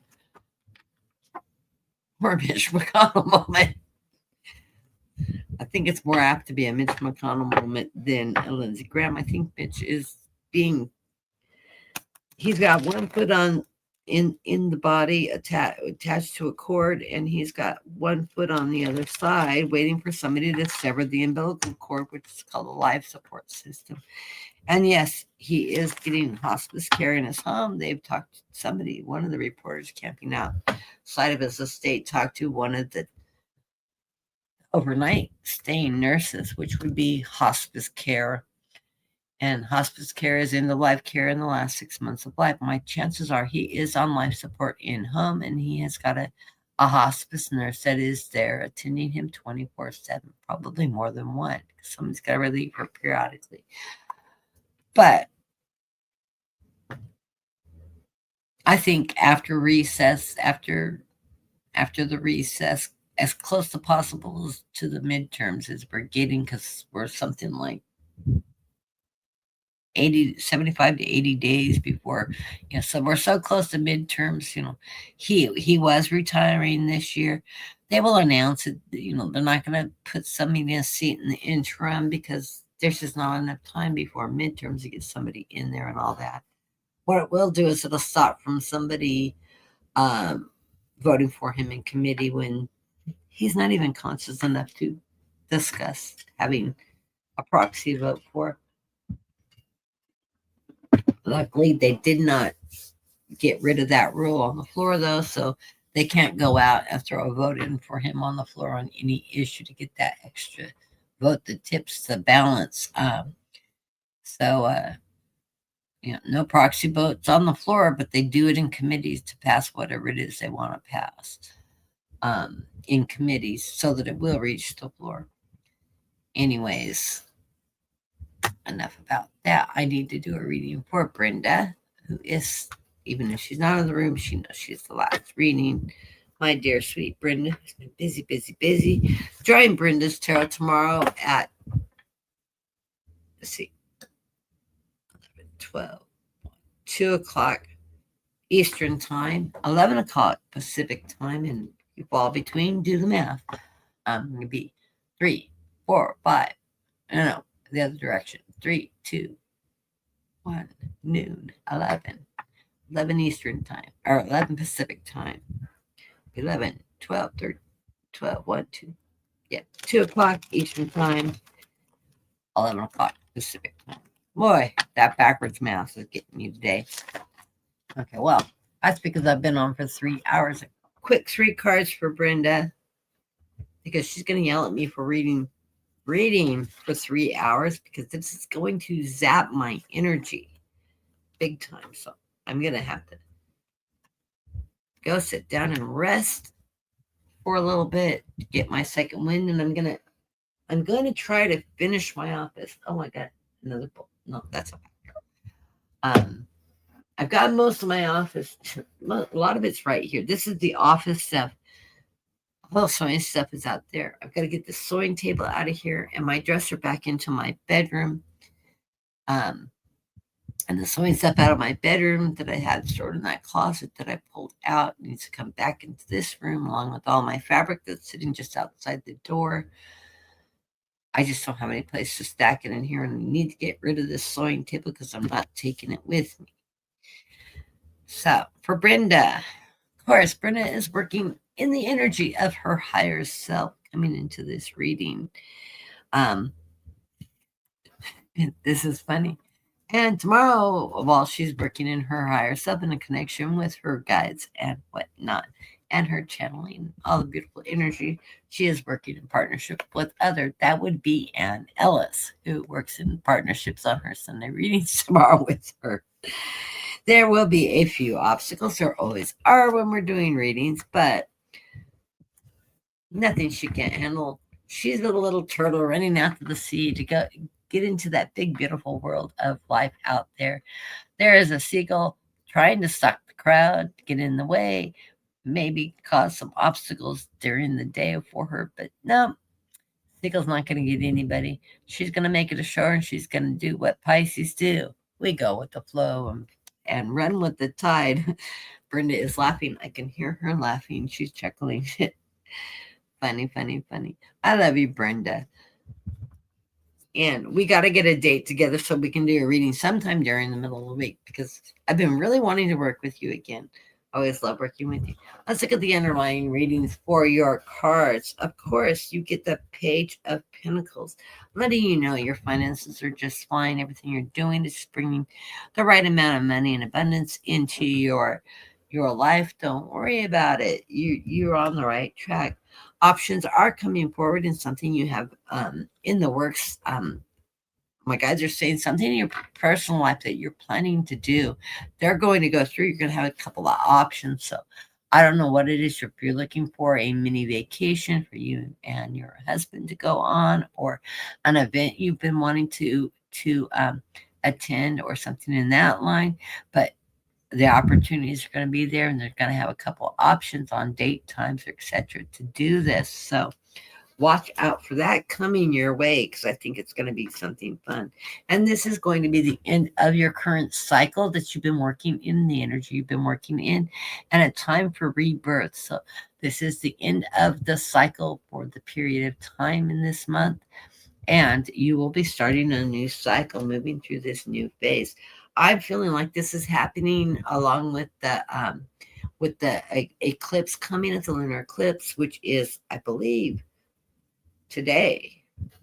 Today's the 22nd. It was either last night or it's today, but it's the energy of that new beginning. So the ending and the new beginning. So this is that eclipse season. So you're feeling that shift right now. It's tied to the eclipse, though, and your partnerships with people that you love. You get the Lover's card. This is all the partnerships and people you are doing collaborations with. I see that, yes, you're going to be doing something with Nate soon, I believe, on your channel.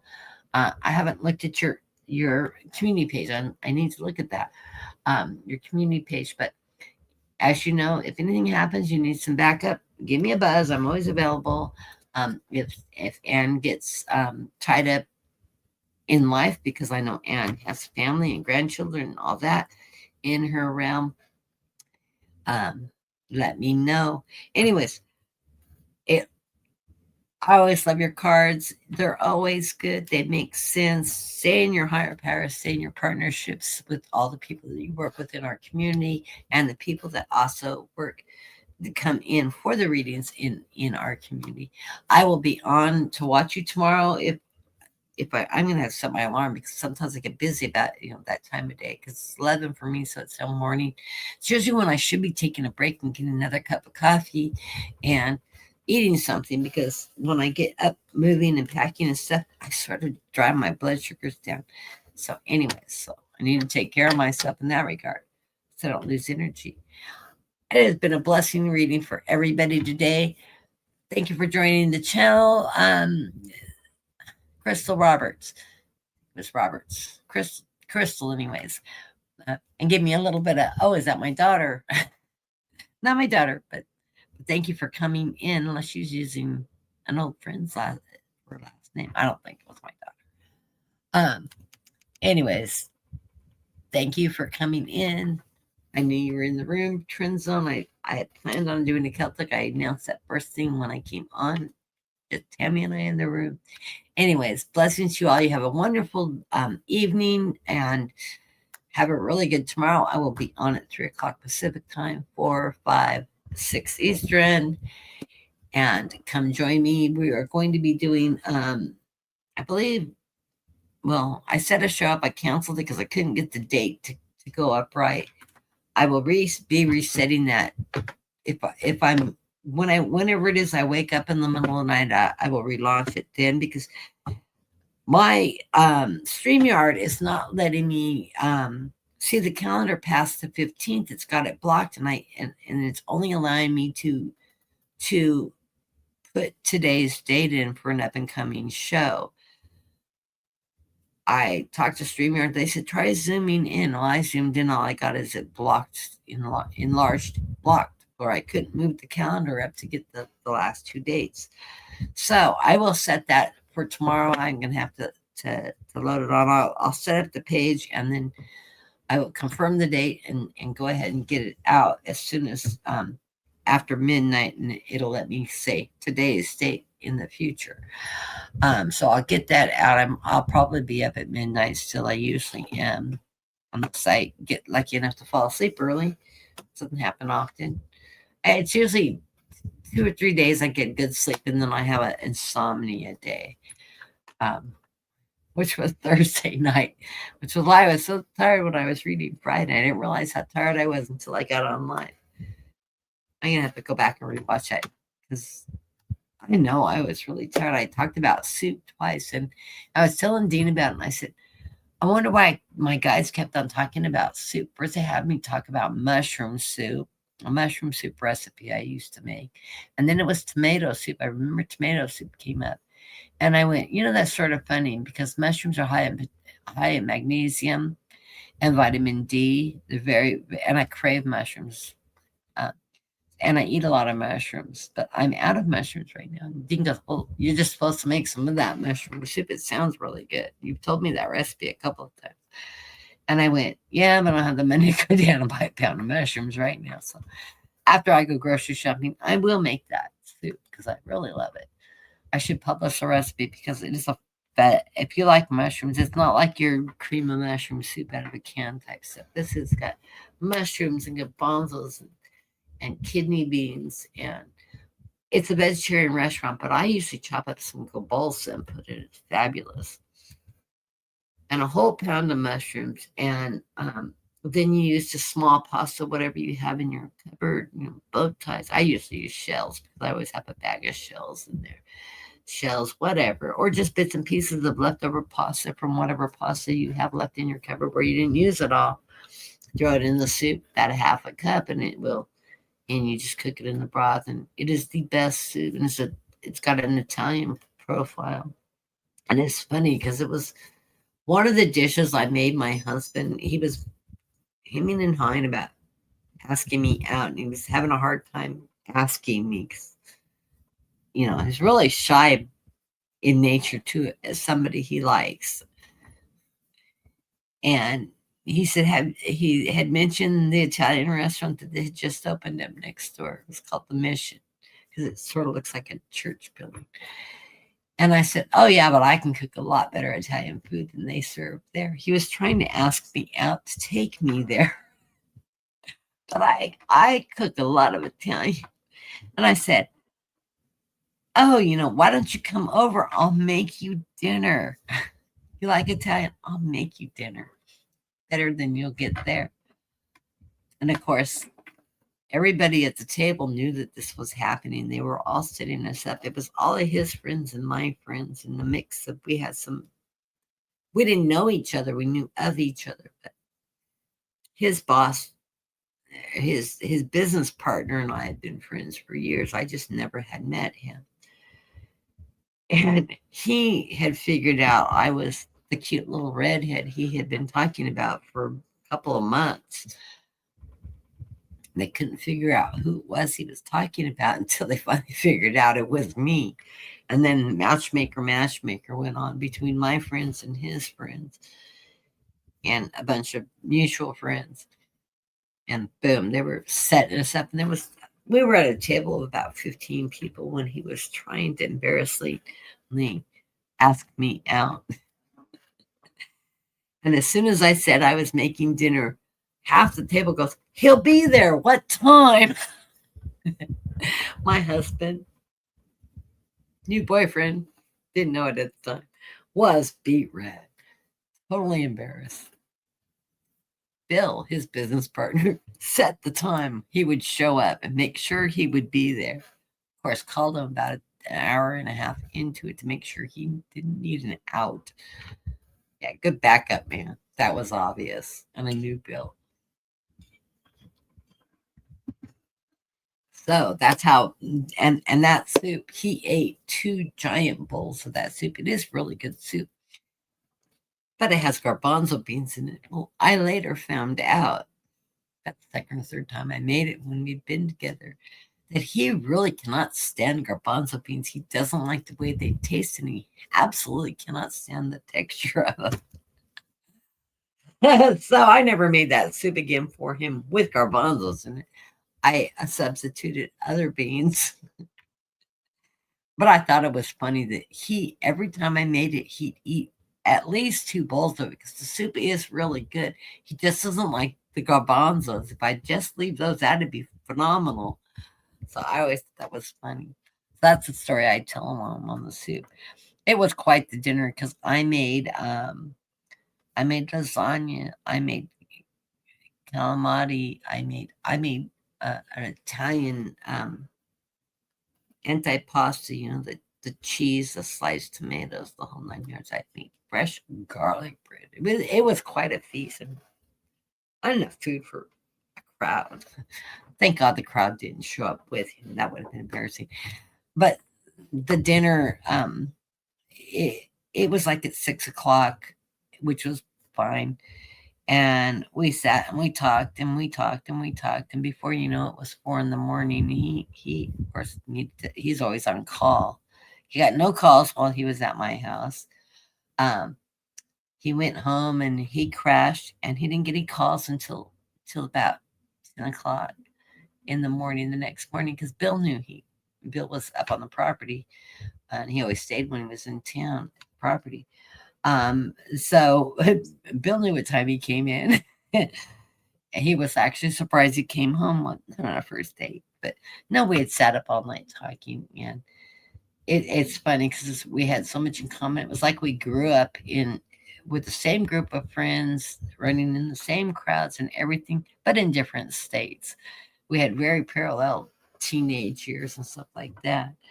Um, and that was it. The second date, he was saying, if you're looking for a husband, you're knocking on the wrong door. He'd never been married, never intended on it. And I'm looking at him like, look, I was married once when 10 minutes when I was a teenager. And he looks at me sort of funny. 10 minutes, huh? I said, well, I left him after 4 months. I think that counts for a 10-minute marriage. Got the best thing he ever did in his life, my daughter. And I took her with me. And I said, I raised her on my own. I'm a single mom. I'm living on my own. I'm supporting myself. I make good money. I'm perfectly fine. I'm not looking for a husband to take care of me. So if you're looking for a wife, you're also knocking on the wrong door. And we laughed about it and life went on. And 2 single people that had never intended on getting married 7 years later. We dated a long time before we finally committed. 7 years later, famous last words, I'm never getting married again. Yeah, we got married and we're still together 20 years plus later. So that's how we got together. My funny story. But yeah, I should make him some of that garbanzo bean soup, huh? It's a mushroom soup. And I might throw some garbanzos in it. Of course, I'm going to have to cook them from scratch because they're best when made from fresh. Anyways, I will let everybody go. I will see you tomorrow at 3. Tomorrow's show is going to be shorter because I'm not going to do 3-hour shows again and again and again. I won't be able to make it through the rest of my week.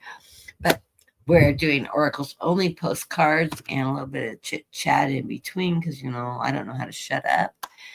And I will be pulling the Soul Truth cards and postcards tomorrow. So I like those 2 decks. Yeah. And back there someplace. I'll find it before tomorrow. Anyways, I will see you tomorrow and have a good evening.